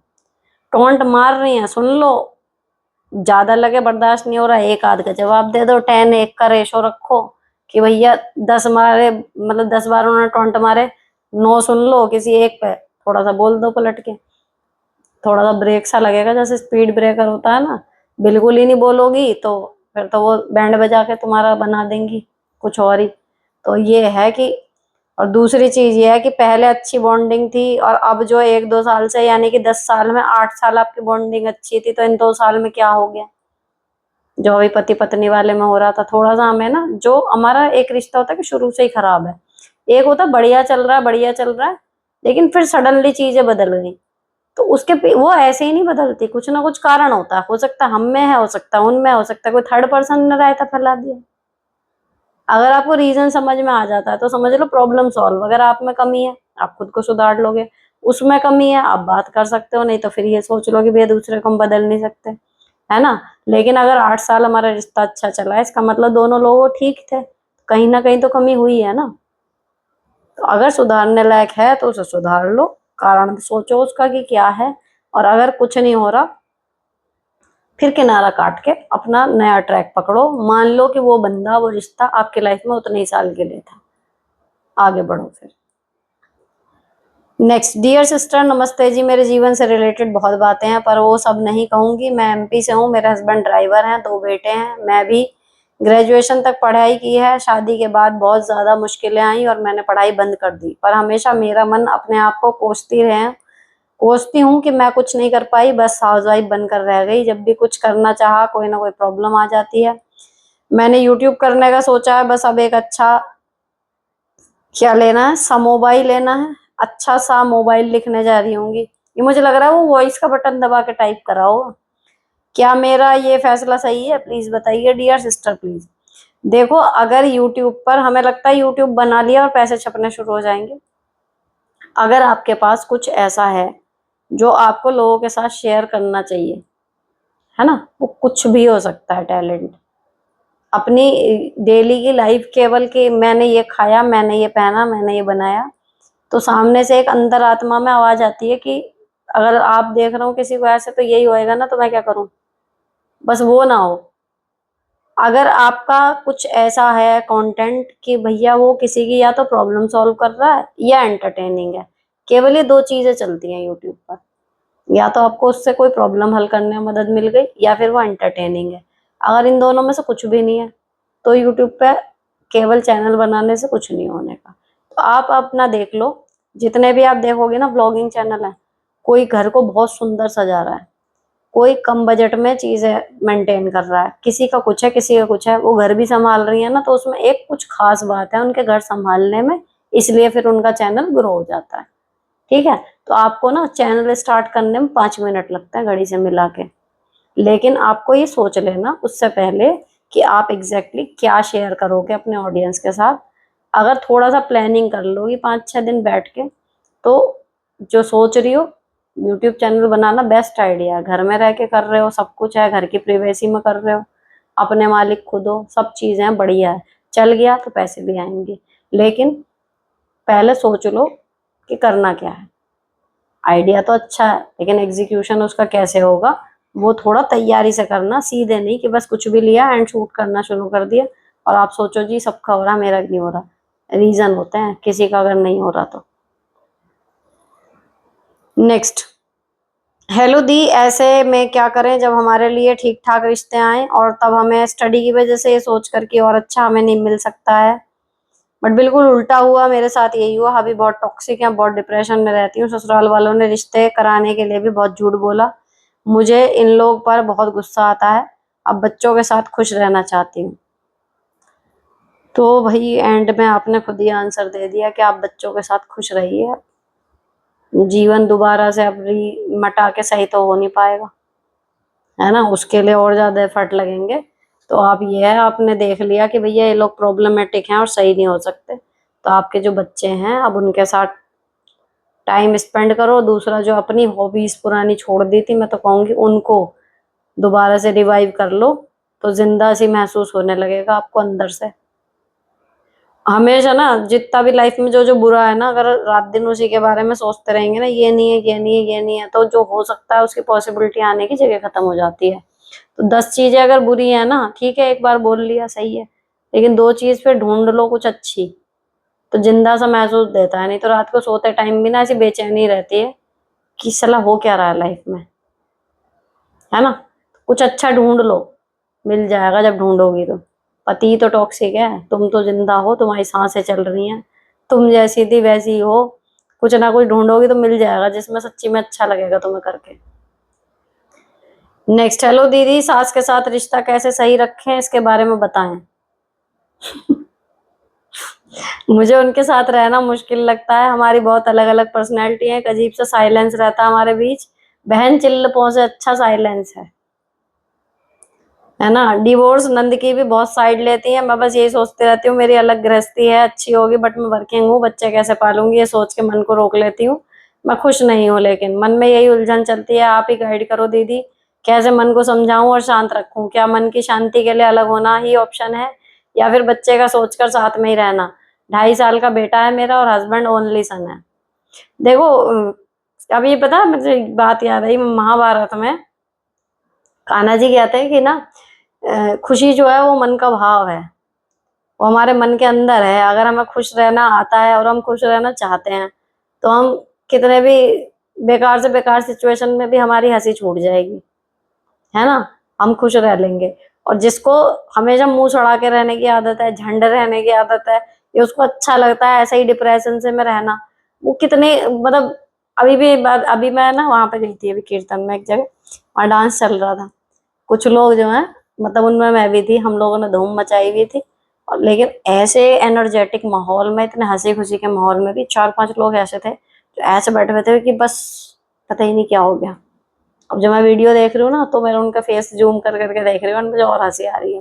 तो सेम जगह, same vibe, same occasion, same post, ये नहीं कि मेरे घर का उनका बाहर का, सब मोहल्ले वाले ही हैं। लेकिन फिर भी आदमी का रिएक्शन कैसा कैसा आ रहा है। एक आदमी एंजॉय कर रहा है, हंसी के मारे उसका मुंह नहीं बंद हो रहा, दूसरे का मुंह खुल ही नहीं रहा।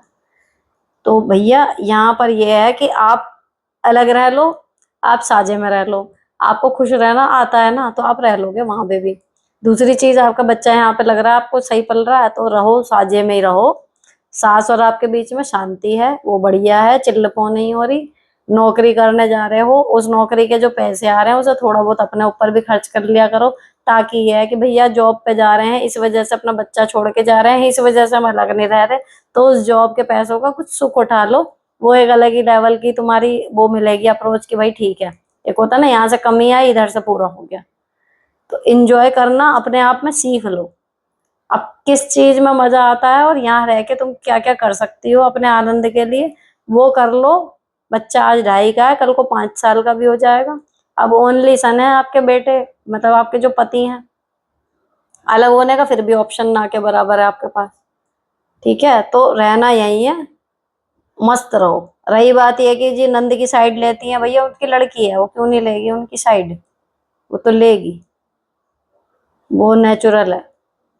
कुल मिला के उन्हें ब्लर कर दो, बाकी चीजें अपने जीवन की जो अच्छी अच्छी हैं उन्हें हाईलाइट कर लो, तो वो अपने आप ब्लर हो जाती हैं। और फिर वो अपने आप परेशान रहेंगी कि भैया ये इतनी खुश क्यों है, हम तो इसे खुश रहने नहीं दे रहे। उसका एक अलग ही मजा आता है। नेक्स्ट, हेलो दी, आपने कहा मैं अपनी नंद की सेवा करूं, सारू खोज करने पर भी, सारा कुछ होगा करने पर भी वो मुझे कि औरतों की बोलती है। क्या बोलती है भाई, समझ नहीं आ रहा। भाभी सारा काम मुझसे करवाई है, फिर मोहल्ले वाले भी मेरे बारे में बैटरी बनाते हैं, बातें होगा। अरे किसी ने सजेस्ट करा था कि अपनी प्रॉब्लम चैट जीपीटी पे बोल दिया करो, वो उसको छोटा और क्रिस्प करके स्पेलिंग भी ठीक करके भेज देगा, वो काम कर लो। ये वाला पढ़ने में नहीं आ रहा आपका क्वेश्चन बिल्कुल भी। नेक्स्ट, हेलो दी, मैंने 1 महीने पहले स्कूटी ली है पर मुझे चलानी नहीं आ रही है। मैंने सीख भी ली, हस्बैंड से भी सीख ली, बाहर से भी सीख ली, पर अकेले चलते हुए डर लगता है। 2 बार गिर भी गई हूँ और डिमोटिवेट हो गई हूँ। हस्बैंड बाहर रहते हैं, जब आते हैं 1 वीक में तभी तो सिखाते हैं, पर मैं नहीं चला पा रही हूँ सही से। प्लीज आप बताओ मैं कैसे ये प्रॉब्लम सॉल्व करूँ। अरे बहन, मेरे से तो खुद नहीं मेरी प्रॉब्लम सॉल्व हो रही, हिम्मत ही जोड़ते रह जा रही हूँ। स्कूटी लेके चलूं, लेकिन दो दिमाग हो रहे हैं कि अंदर से मन ही नहीं है स्कूटी चलाने का। डर वर तो देखो ऐसा है, पहली बार लेके निकलोगे लगेगा डर, स्पीड धीमी रखो, अपने आप डर निकल जाएगा। लेकिन बात यह है कि अगर एक स्मार्ट आइडिया मैं आपके लिए बता दूं, अपने लिए तो मैं नहीं फॉलो कर पा रही। अगर मुझे ये लग रहा है कि मैंने बाहर भी सीख ली, हस्बैंड से भी सीख ली, 2 बार सीख ली और फिर भी मैं नहीं निकल पा रही, तो जो वो बाहर ट्रेनर सिखाते हैं ना, वो बहुत अच्छे से सिखाते हैं और उनको हमारे जैसा अनाड़ी ड्राइवरों का एक प्रैक्टिस है, उनके लिए नई बात नहीं है। उसने 6 दिन 10 दिन 15 दिन का आपको कुछ कोर्स कराया होगा। मुझे लगता है अगर ऐसी कंडीशन में मैं फंसूंगी, तो उसको दोबारा पैसे दो कि भाई 12 दिन और सिखा मैं। चलवा हमें, क्या पता। मतलब बात यह है कि मैं जो अभी दोबारा नहीं चला पा रही या जब मैंने पहले छोड़ दिया, सबसे बड़ा रीजन यही है उसके पीछे कि भाई मेरे को पता है मेरा काम चल जाएगा, मुद्दा ये है। और अब जब मैं जा रही हूँ ना, जो मेरे साथ के दो टीचर्स ऐसे हैं जो स्कूटी से आते हैं, एक का भी जो मैं अभी रिसेंटली बता रही हूँ, मतलब ये मैं अपने हस्बैंड से भी डिस्कस नहीं कर पाई, यहाँ पे ना पूरा ऐसे करके वो हुआ हुआ है कट। पहले मुझे लगा टेबल का निशान बना हुआ है, मैंने पूछा फिर 2 दिन बाद कि क्या है, तो उसने दिखाया कि इधर भी है। अब क्या हुआ था पता है, ये हड्डी पूरी टूट गई, सर्जरी करके जोड़ी है। इतना बड़ा यहाँ पे पूरा कान खजूरे जैसा निशान इधर, और इधर पूरा उसके रॉड डली हुई, प्लेट, रॉड कह रही हूँ, प्लेट डली हुई है। एंड फिर मैंने उसकी कमर ठोकी, मैंने कहा माता तुम्हारे चरण कहाँ और तुम फिर भी स्कूटी चला रही हो। कहती हाँ। क्यों? क्योंकि उसके हस्बैंड की जॉब ऐसी नहीं है, इतने कोऑपरेटिव नहीं है, उसको पता है बिना स्कूटी के उसका काम नहीं चलेगा। ठीक है, दूसरी भी सेम कंडीशन है, टूटी फूटी पड़ी है, सब कुछ हुआ पड़ा है, स्कूटी नहीं छोड़ी, चला रही है। क्यों? अगेन वही है, घर के सारे काम वो खुद करती है, उसके हस्बैंड इतने कोऑपरेटिव नहीं है कि अगर वो ना करे तो काम हो जाए। दूसरी चीज वो भी है, इन लोगों के साथ दोनों के अपने ऊपर ले रखा है खूब सारा काम, कह भी नहीं रहे, उनको लगता है यही हमारे नहीं आती है। ठीक है, अब मुझे क्या है, अभी ये अगर ये कंडीशन ना हो ना, जिसके सामने आदमी लोग हैं एक्सीडेंट के बाद भी स्कूटी क्यों चला लेते हैं, डर लग रहा है फिर भी क्यों चला लेते हैं, उनको पता उनका काम नहीं चलेगा उसके बिना, सर्वाइवल जिसे कहते हैं वो ही नहीं होएगा। तो वो एक प्रेशर है। अगर आपका भी लाइफस्टाइल ऐसा है ना कि आपको स्कूटी चलानी ही चलानी है, उसके बिना आप अपना जॉब या जो कुछ भी है आपका हो ही नहीं पाएगा, आप चला लोगी फिर उसके बाद, ये वाली बात है। अब रही बात डर की, मैंने आपको बता दिया, एक बार ट्रेनर से कह दो कि भाई मुझे दोबारा सिखा तू 10-12 दिन, और मेरे को ना तू जब चलानी नहीं सिखानी, मुझे कॉन्फिडेंस दिलाना है कि मैं अकेले लेके निकल पाऊं, कुछ ना कुछ उसका पास इलाज होगा, क्योंकि वो टीचर है, उसका रोज का काम है, ये करके देखो। और बाकी वही है भैया, जब वो डर लगता है ना तो हम ज्यादा गिरते हैं।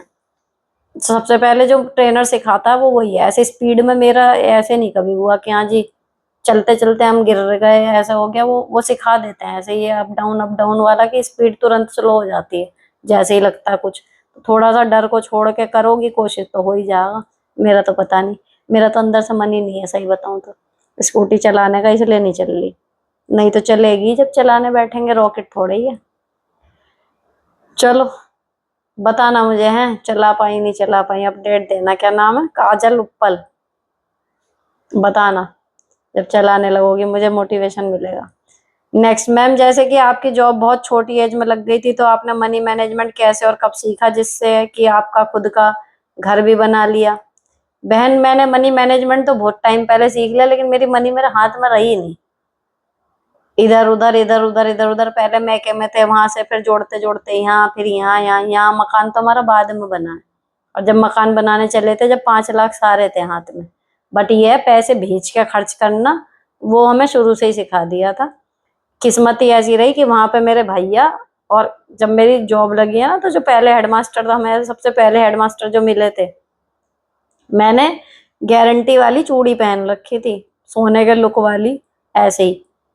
तो वो उन्हें सबसे पहले देखते उनकी उस पर निगाह गई थी कि पहली तनख्वाह से लड़की ने जेवर वेवर तो नहीं बना लिए। तो वो हमेशा की भाई लड़की है, कच्ची उम्र की है, और इसको ये ना हो कि सारे पैसे उठा दे। बेटा देखो, जब ज्यादा पैसे आते हैं खर्च करने की बाद में सोचो, पहले बचाने की सोचो। वो मतलब मेरे को हर जगह ऐसे ही लोग मिले जिन्होंने भींच के ही हाथ चलना सिखाया। तो तब मैं अभी 2016 से पहले तक ना महा लीचड़ जिंदगी, एक एक रुपया भी ऐसे खर्च करना कि हाय दम निकल जाएगा, 10-10 रुपए में भी ऐसे, भले तनख्वाह बढ़े जा रही है, मुझे खर्च करना नहीं आता था, जितना है सब बचा लो। मेरा मनी मैनेजमेंट सिर्फ इतना था।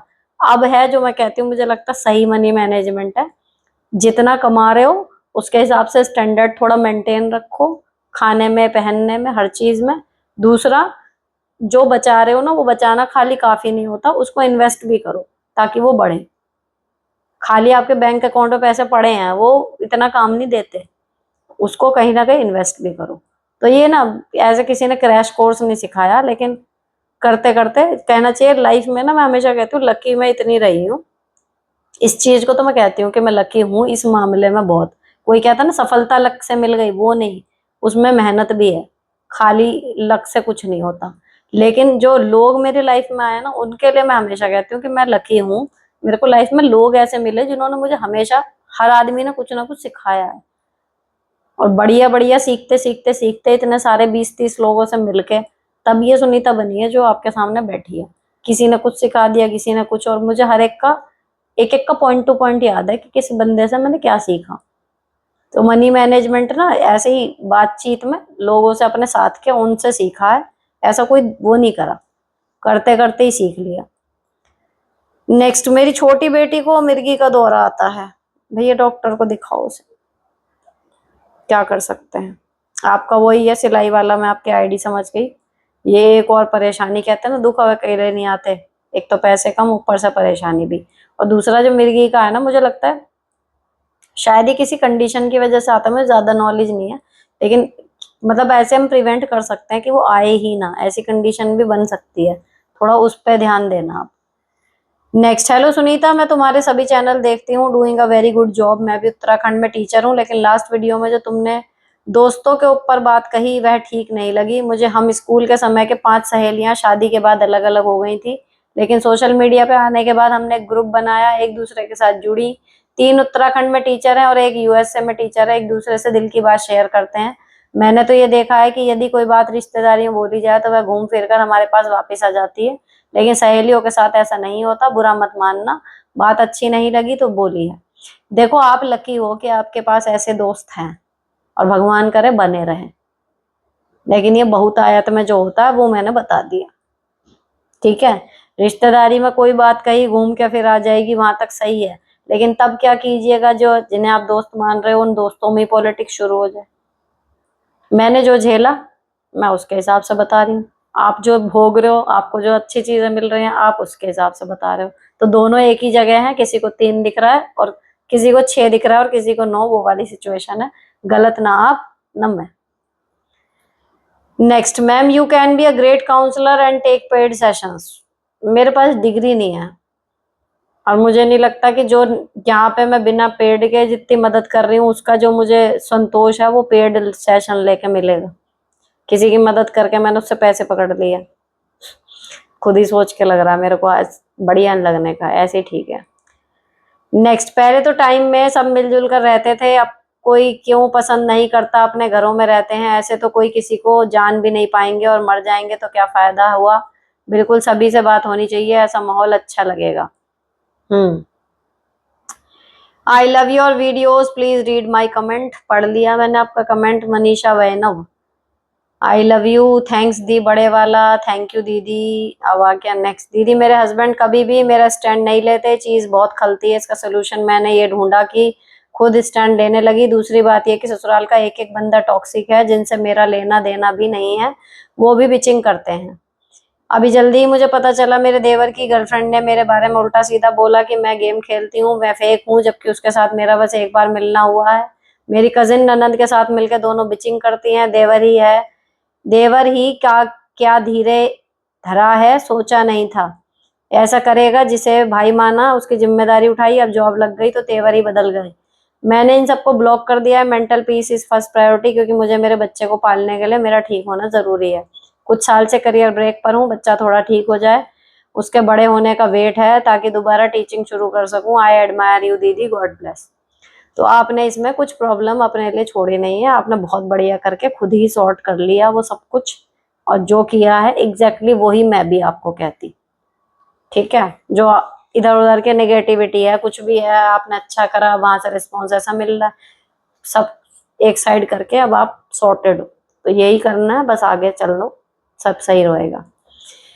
नेक्स्ट, मैम आप कहते हो सही पोस्चर में काम करो, लिव लाइफ इजी में, प्लीज आप मॉपिंग, झाड़ू निकालना, बर्तन धोना एटसेट्रा वर्क का सही पोस्चर बताना, बहुत हेल्प होगी। नेचुरली सही पोस्चर जो होता है ना, मतलब देखो मेरा, मैं कहती हूँ मेरे को लगता सही है। अभी कई लोगों का परेशानी हो जाती है, तो हमें अपने शरीर का देखना चाहिए कि क्या करने से क्या दिक्कत हो रही है, उस चीज को छोड़ दो बस, वही आपके लिए सही पोस्चर है। हमें कहीं रैंप वॉक तो करनी नहीं, ठीक है। तो अगर आपको लग रहा है भाई मेरे को है, अगर मैं टेबल पे बैठ के काम कर रही हूँ, पहले मुझे लगता था सही, लेकिन अभी मैं परसों तरसों टेबल पे बैठ के मैं ऐसे फोन पकड़ के एडिटिंग कर रही हूँ और मेरे कंधे में शूटिंग पेन शुरू हो गया, तो आपसे मेरी तौबा, मैं फोन ऐसे टेबल पे रख के जो काम करूँ। तो आपको ना बस ध्यान देना होगा कि अभी दर्द शुरू हुआ था, अभी रिसेंटली आपने क्या करा, कैसे बैठे थे, कहाँ पे थे, क्या कर रहे थे, बस वो चीज अवॉइड कर दो, हो गया आपका posture correct. Next, Radhe Radhe दी, जब आप हंसती हैं तो बहुत अच्छी लगती हैं, बहुत अच्छी लगती हैं। Thank you. मेरे को बढ़िया लगता है जब मैं हंसती रहती हूँ। एक सायरा बानो का आया था पिछली बार कमेंट, वो लिख रही है मैंने तुरंत सायरा बानो की पिक्स देखी। नेक्स्ट, हेलो मैम आप बहुत अच्छी हैं, मुझे आपके वीडियो बहुत पसंद है, थैंक यू जी। नेक्स्ट है, मेरा भी एक सवाल है, कोई भी काम जो मुझे पूरे दिन या पूरे वीक में करना होता है वो हर वक्त चलते रहता है, आई मीन कि लगता है आने वाला काम के बाद पूरा फोकस चला जाता है, इवन ड्राइविंग के टाइम पे भी। प्लीज थोड़ा बताइए क्या कर सकते हैं, इसको क्या ओवर थिंकिंग बोलेंगे? देखो, आने वाले काम की याद में पूरा फोकस चला जाता है। देखो, अगर इस तरीके से काम आपके दिमाग में घूम रहा है ना, तो मेरी सजेशन ये है कि उस काम को फिर पहले निपटा लो, ठीक है। अब ड्राइविंग के टाइम पे अगर आपका फोकस जा रहा है, भाई ये बहुत खतरनाक चीज है, ठीक है। और दूसरी चीज एक होती है, एक बार किसी ने बड़ा मतलब बारीकी से देख के और बड़ा पॉइंटेड क्वेश्चन निकाला लिव लाइफ इजी पे कि भाई आप कहते हो, मतलब रिस्पेक्टफुली था, मैं मतलब अप्रिशिएट करूंगी उनके दिमाग के सोचने के उस पे कि कहाँ तक उन्होंने डीपली सोचा, और देन वो क्वेश्चन पुट अप करा कि आप कहते हो कि जहां पर हो वहां पर हो और पूरा काम जो कर रहे हो पूरे ध्यान से करो, लेकिन आप तुरंत उसके बाद दूसरा काम जब करने लगते हो तो आपने पहले काम को यानी कि खत्म करने से पहले उस काम के बारे में हल्का सा सोचा होगा, तभी तो आप उस पर गए। मैं बारीक बात, लेकिन एग्जैक्टली होता तो यही है कि हम जब दूसरे काम पे तुरंत जा रहे हैं विद मतलब 1 मिनट भी हम बीच में नहीं ले रहे पॉज, इसका मतलब जब पहला काम चल रहा था हमारे दिमाग में वो काम है कि हमें उसके बाद वो करना है। तो मेरा उसका सोल्यूशन वही था जो मैंने बताया अपने थॉट प्रोसेस को करके सोच के कि हाँ ऐसा होता तो है। उसमें यही था कि जैसे पहला काम खत्म होने वाला होता है, या जब पहले काम में कोई ऐसा फेज आता है जब मैं थोड़ा सा अपना ध्यान वहां से हटा भी लूं तो वो काम मतलब रिदम में आ गया। एक हल्का सा फ्रिक्शन ऑफ कहना चाहिए सेकंड, या फ्रिक्शन ऑफ ना भी कहूं तो 2 सेकंड या 1 सेकंड का खेल होता है कि आपके दिमाग में एक थॉट आया कि इसके बाद मुझे ये करना है, निकल गया, उतना काफी होता है आपको अगले काम में स्विच करने के लिए, ठीक है।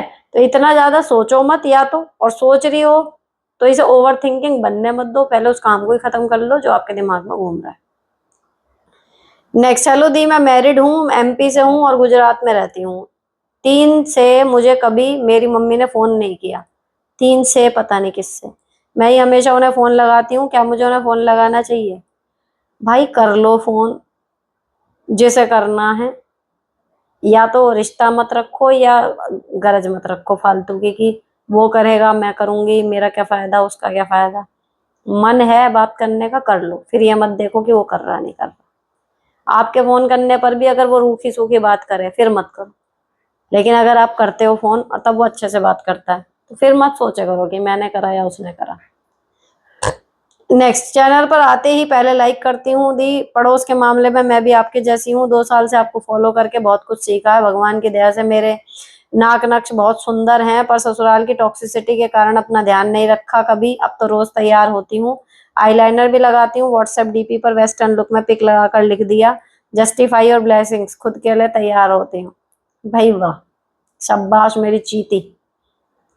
नेक्स्ट, हेलो मैम, जो ये ऑनलाइन का सिस्टम है क्या आप बताओगे कि ऑनलाइन काम करो? मैंने एक वीडियो बना रखी है जस्टिफाई और ब्लेसिंग्स पे, अगर ऑनलाइन शॉपिंग की आप बात कर रहे हो उससे रिलेटेड पूरी डिटेल्ड वीडियो है, उसको जाके चैनल पे देख लेना।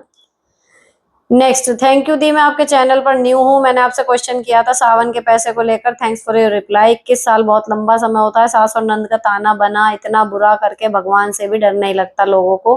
मुझे कोई ऐसी सीख दो कि मैं हारूं नहीं और उम्मीद करूं कि एक दिन मेरा भी आएगा।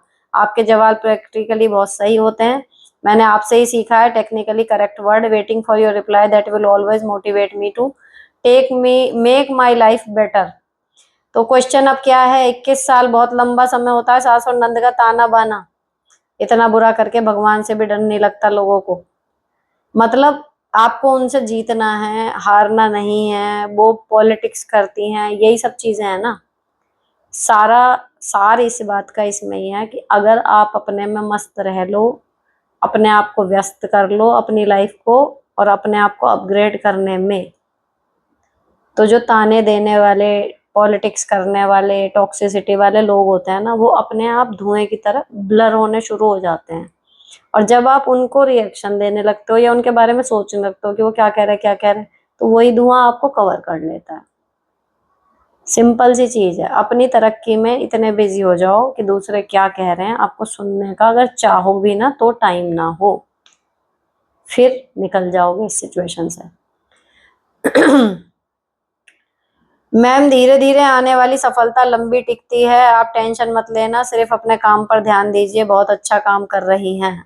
जी, मुझे भी ऐसा लगता है। हेलो दी, आप बहुत बहुत अच्छा काम कर रही हैं, ऐसे ही हमें समझाते रहना। Thank you the, love you. आप क्या हो गई हैं? बीट हो गई हो मेरे लिए, हार्ट, अच्छा हार्ट बीट हो गई हो मेरे लिए। अजी क्या कह दिया आपने। नेक्स्ट, हाय मैम, आप वीडियो के थंबनेल किस ऐप से बनाते हो? मैं चैट जीपीटी से बना रही हूँ ये वाले चैनल के। तो नेक्स्ट दी, आप बहुत बढ़िया काम कर रही हो, चैट जीपीटी से मत पूछना कि यहाँ कैसे बना रही हूँ, मैंने उस पर डिटेल्ड वीडियो वहां बना रखी है, लिव लाइफ इजी पे वीडियो रिकॉर्डिंग करके, वहां अच्छे से समझ में आ जाएगा, वहां पे देख लेना। दी, आप बहुत बढ़िया काम कर रही हो, भगवान आपको हमेशा खुश रखे। मैं ससुराल में 5 बजे उठ जाती हूँ, 2 बजे तक, और नाइट में 10 बज जाते हैं। मेरी सास आकर दिन में एक बार जो 2 या 4 बर्तन हो क्लीन कर देती है, सब्जी काट देती है, फिर सबसे कहती है काम तो कराना ही पड़ता है। बहू के साथ मैं मना करती हूँ, मानती नहीं, मुझे गुस्सा आता है कि काम तो करती नहीं। कहती है सबसे, मेरे हस्बैंड भी यही कहते हैं, मम्मी तो काम करती है तेरे साथ, जो कहे सुनती नहीं, मैं जो कहूँ सुनते नहीं, मैं बहुत डिस्टर्ब हो रही हूँ। ऐसे हमारी फाइट भी हो जाती है हस्बैंड वाइफ की। अगर भाई वो 2 काम भी करा रही हैं, अगर वो कह रही काम तो कराना ही पड़ता है, तो कह के मतलब करने के बाद तो कह रही है, ये प्रॉब्लम बहुत सारा हो गया मुझे, इसलिए हंसी आई, मुझे अपनी एक फ्रेंड याद आ गई। तो मुद्दा तब हो जब वो कुछ भी ना करें और कहें कि भैया काम तो हम करा रहे हैं। आप ना उनका काम, बल्कि और अगर वो करने को कहें ना तो सहर्ष दे दिया करो। नहीं भी कहें तो जो उनके लेवल के काम है, जो वो इजीली कर सकते हैं, आप उनकी हेल्प ले लिया करो। गा वो तब भी रही हैं, गा वो तब भी रहेंगी, आपकी हेल्प हो जाएगी। हर चीज दिल पर मत लिया करो, ठीक है। अगर कोई आदमी हमारी जरा सी हेल्प करवा रहा है, हो सकता है हमारे लिए वो जरा सी लग रही हो, उसे लग रहा हो उसने बहुत हेल्प कर दी, वो अपने पॉइंट ऑफ व्यू से गा रहा है कि भैया काम तो कराना ही पड़ता है, तो काम सही में करवा लो उनसे। कहने का मतलब ये है, थोड़ा सा काम अगर कर रही हैं करवा लिया करो, और उल्टा 1-2 काम अगर लगे, हाँ ये भी कर दो मम्मी, कर देंगी। और फिर एक और बात इसमें सबसे बड़ी इंपॉर्टेंट याद रखो कि इससे पहले आपकी सास अपने कामों को खुद गाए जाके कि काम तो कराना ही पड़ता है, तुम उनके बजाय खुद जा जाके लोगों को कहा करो कि भैया मेरी सास तो बहुत काम कराती हैं, सब्जी तो मम्मी ही काट देती हैं, दोपहर के बर्तन तो मम्मी ही धो देती हैं। एक तरफ तो आपने सच बोला, ग्रेटफुलनेस आ गई आपको, ठीक है, और दूसरा और तारीफ मिलेगी ना, हो सकता मोटिवेशन में, भैया वो सास हैं, वो इतने साल से घर संभालती हुई आ रही तुम्हारे बिना, क्या पता तुम्हें बैठाई दें वो बिल्कुल इतना सारा काम कर लें। उनसे पहले उनकी तारीफ खुद कर दिया करो, सीन बदल जाएगा बिल्कुल लाइफ का, और पति भी खुश कि वाह मेरी माँ की कितनी तारीफ कर रही है। नेक्स्ट, थैंक यू मैम, आपसे मिलकर मुझ में काफी चेंज आया है, अब मैं अपने स्टैंड लेती हूँ। Thanks a lot Thakur ji, blessed you always. धन्यवाद जी, ठाकुर जी सुन लेना इनकी। Next, Sunita ji, thank you, आपने मेरे क्वेश्चन का आंसर दिया, पर मैं रिक्वेस्ट करूंगी आप थोड़ा और उसको समझा पाएंगे क्या? मैं समझना चाहती हूँ एक्चुअली, अब तक किसी ने इसका आंसर ठीक से नहीं दिया, इसलिए मेरा क्वेश्चन था, अगर एक्सपेक्टेशन नहीं तो रिश्ते कैसे? Please don't ignore, I really want to understand the cycle. मैंने इस पे तो थंबनेल ही बना दिया था पूरा, है ना। एक्सपेक्टेशन नहीं तो रिश्ते कैसे, ठीक है। मान लो आप किसी से एक्सपेक्ट नहीं कर रहे, तो आप बिल्कुल अलग रहना शुरू कर दोगे क्या? आपको समाज में रहना है, ठीक है, और फिर आपके कुछ रिश्ते बनेंगे भी। अब उन रिश्तों में हमारा झगड़ा क्यों हो रहा है? क्योंकि हम उनसे कुछ उम्मीद रख रहे हैं, और फिर उस वजह से हमारा झगड़ा हो रहा है, फिर हम बजाय सुकून के उल्टा उन्हीं रिश्तों की वजह से परेशानी में रह रहे हैं, यही हो रहा है। अब इसको हम रिवर्स करने की सोच रहे हैं, तो लोग क्या कहते हैं, एक्सपेक्टेशन मत रखो रिश्तों में, आपको परेशानी नहीं होगी। अब आपका पॉइंट उसमें से क्या निकल के आया कि जब एक्सपेक्टेशन नहीं है तो रिश्ते कैसे? अगर आप अपने पॉइंट पे अगर आगे बढ़ के देखना चाहो तो क्या होएगा, हम तो एक्सपेक्टेशन रख नहीं रहे, तो हम रिश्ता भी नहीं रख रहे, तो नहीं रख रहे तो फिर किसी से भी नहीं रख रहे तो फिर करोगी क्या अकेली इस पूरी बड़ी दुनिया में? सोच के देखो। तो यानी कि रिश्ते तो चाहिए हमें, ठीक। अब वो रिश्ते हमारे लिए सिरदर्दी ना बने, सिर्फ और सिर्फ इसका एक आसान रास्ता बताया जाता है कि भैया तुम एक्सपेक्टेशन रखना बंद कर दो। जो आदमी इस चीज को कर पाता है फिर वो रिश्तों में एक्सपेक्टेशन नहीं रखता और उसे रिश्ते वो दुख नहीं दे रहे। समझ रहे हो?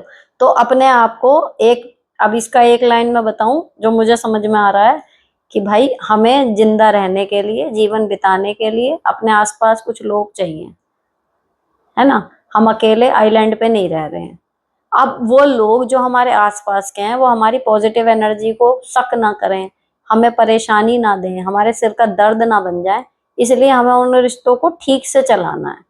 अब ठीक से चलाने के लिए हमारे पास कोई जादुई छड़ी है नहीं जो उन सबको बदल दे हमारे हिसाब से।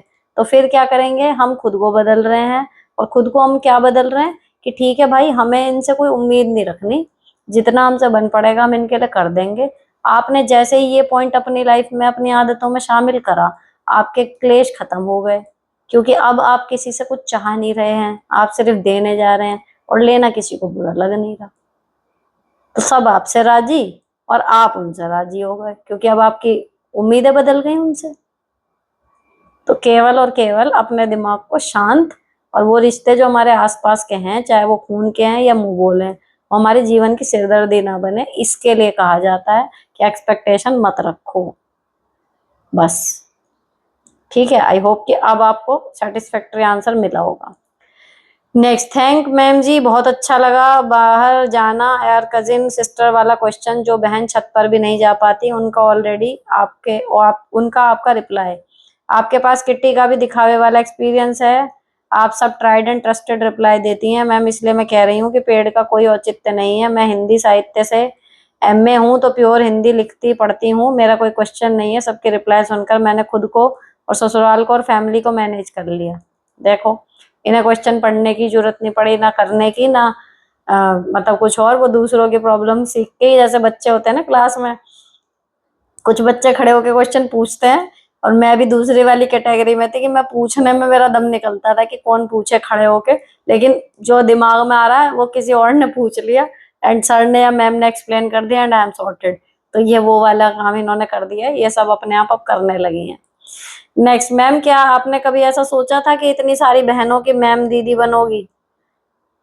कह सकते हैं, मैंने सोचा था। पता है, एक होता है मैनिफेस्टेशन कहते हैं ना, वैसा था। मुझे हमेशा से लगता था कि ऐसा कुछ होगा। मतलब मैं टीचर, एज अ टीचर बनना का वो था ना कि मैं टीचर, जब मैं टीचिंग में आई थी तो मुझे लगा था कि मतलब मैं तो अब मैम जी बन के रहूंगी। तो वो ही है कि मैम जी हूँ मैं अभी तक भी। अब क्या, जैसे मेरी आरोही है इस तरीके की, अभी पता नहीं, मतलब अभी उसको खुद पे कॉन्फिडेंस थोड़ा कम है, लेकिन मैं आरोही को कहती हूँ कि तू बॉर्न टीचर है। तो वो बनेगी ऐसी कभी इन फ्यूचर, मेरे को ऐसा लगता है। वो भी क्योंकि जो छोटी छोटी बातें होती है ना, बड़ा डीपली उनको एक्सप्लोर करती है। कोई महाभारत वगैरह में भी कोई प्रकरण है ना, तो वो बड़ा सोचती है, समझते है उसने ऐसा क्यों किया, वो रो रहा था तो क्यों रो रहा था, उसने ऐसा स्टैंड क्यों नहीं लिया, या वो ऐसा नहीं कर सकता था। तो वो मुझे लगता है, मेरे को कहीं ना कहीं मतलब ऐसा फील आता था, और ऐसा लगता है कि मैं उसी फील को अब जी रही हूँ इस टाइम पे। मैं मैनिफेस्टेशन होता है मुझे लगता है। चलो, यहाँ पर ये एपिसोड खत्म हो गया। आई डोंट नो कितना लंबा हुआ है। अच्छा लगा हो तो चैनल को सब्सक्राइब कर देना, कोई क्वेरी हो कमेंट कर देना, किसी के काम का लगे तो शेयर करना मत भूलना, पुण्य का काम है, जरूर कर देना।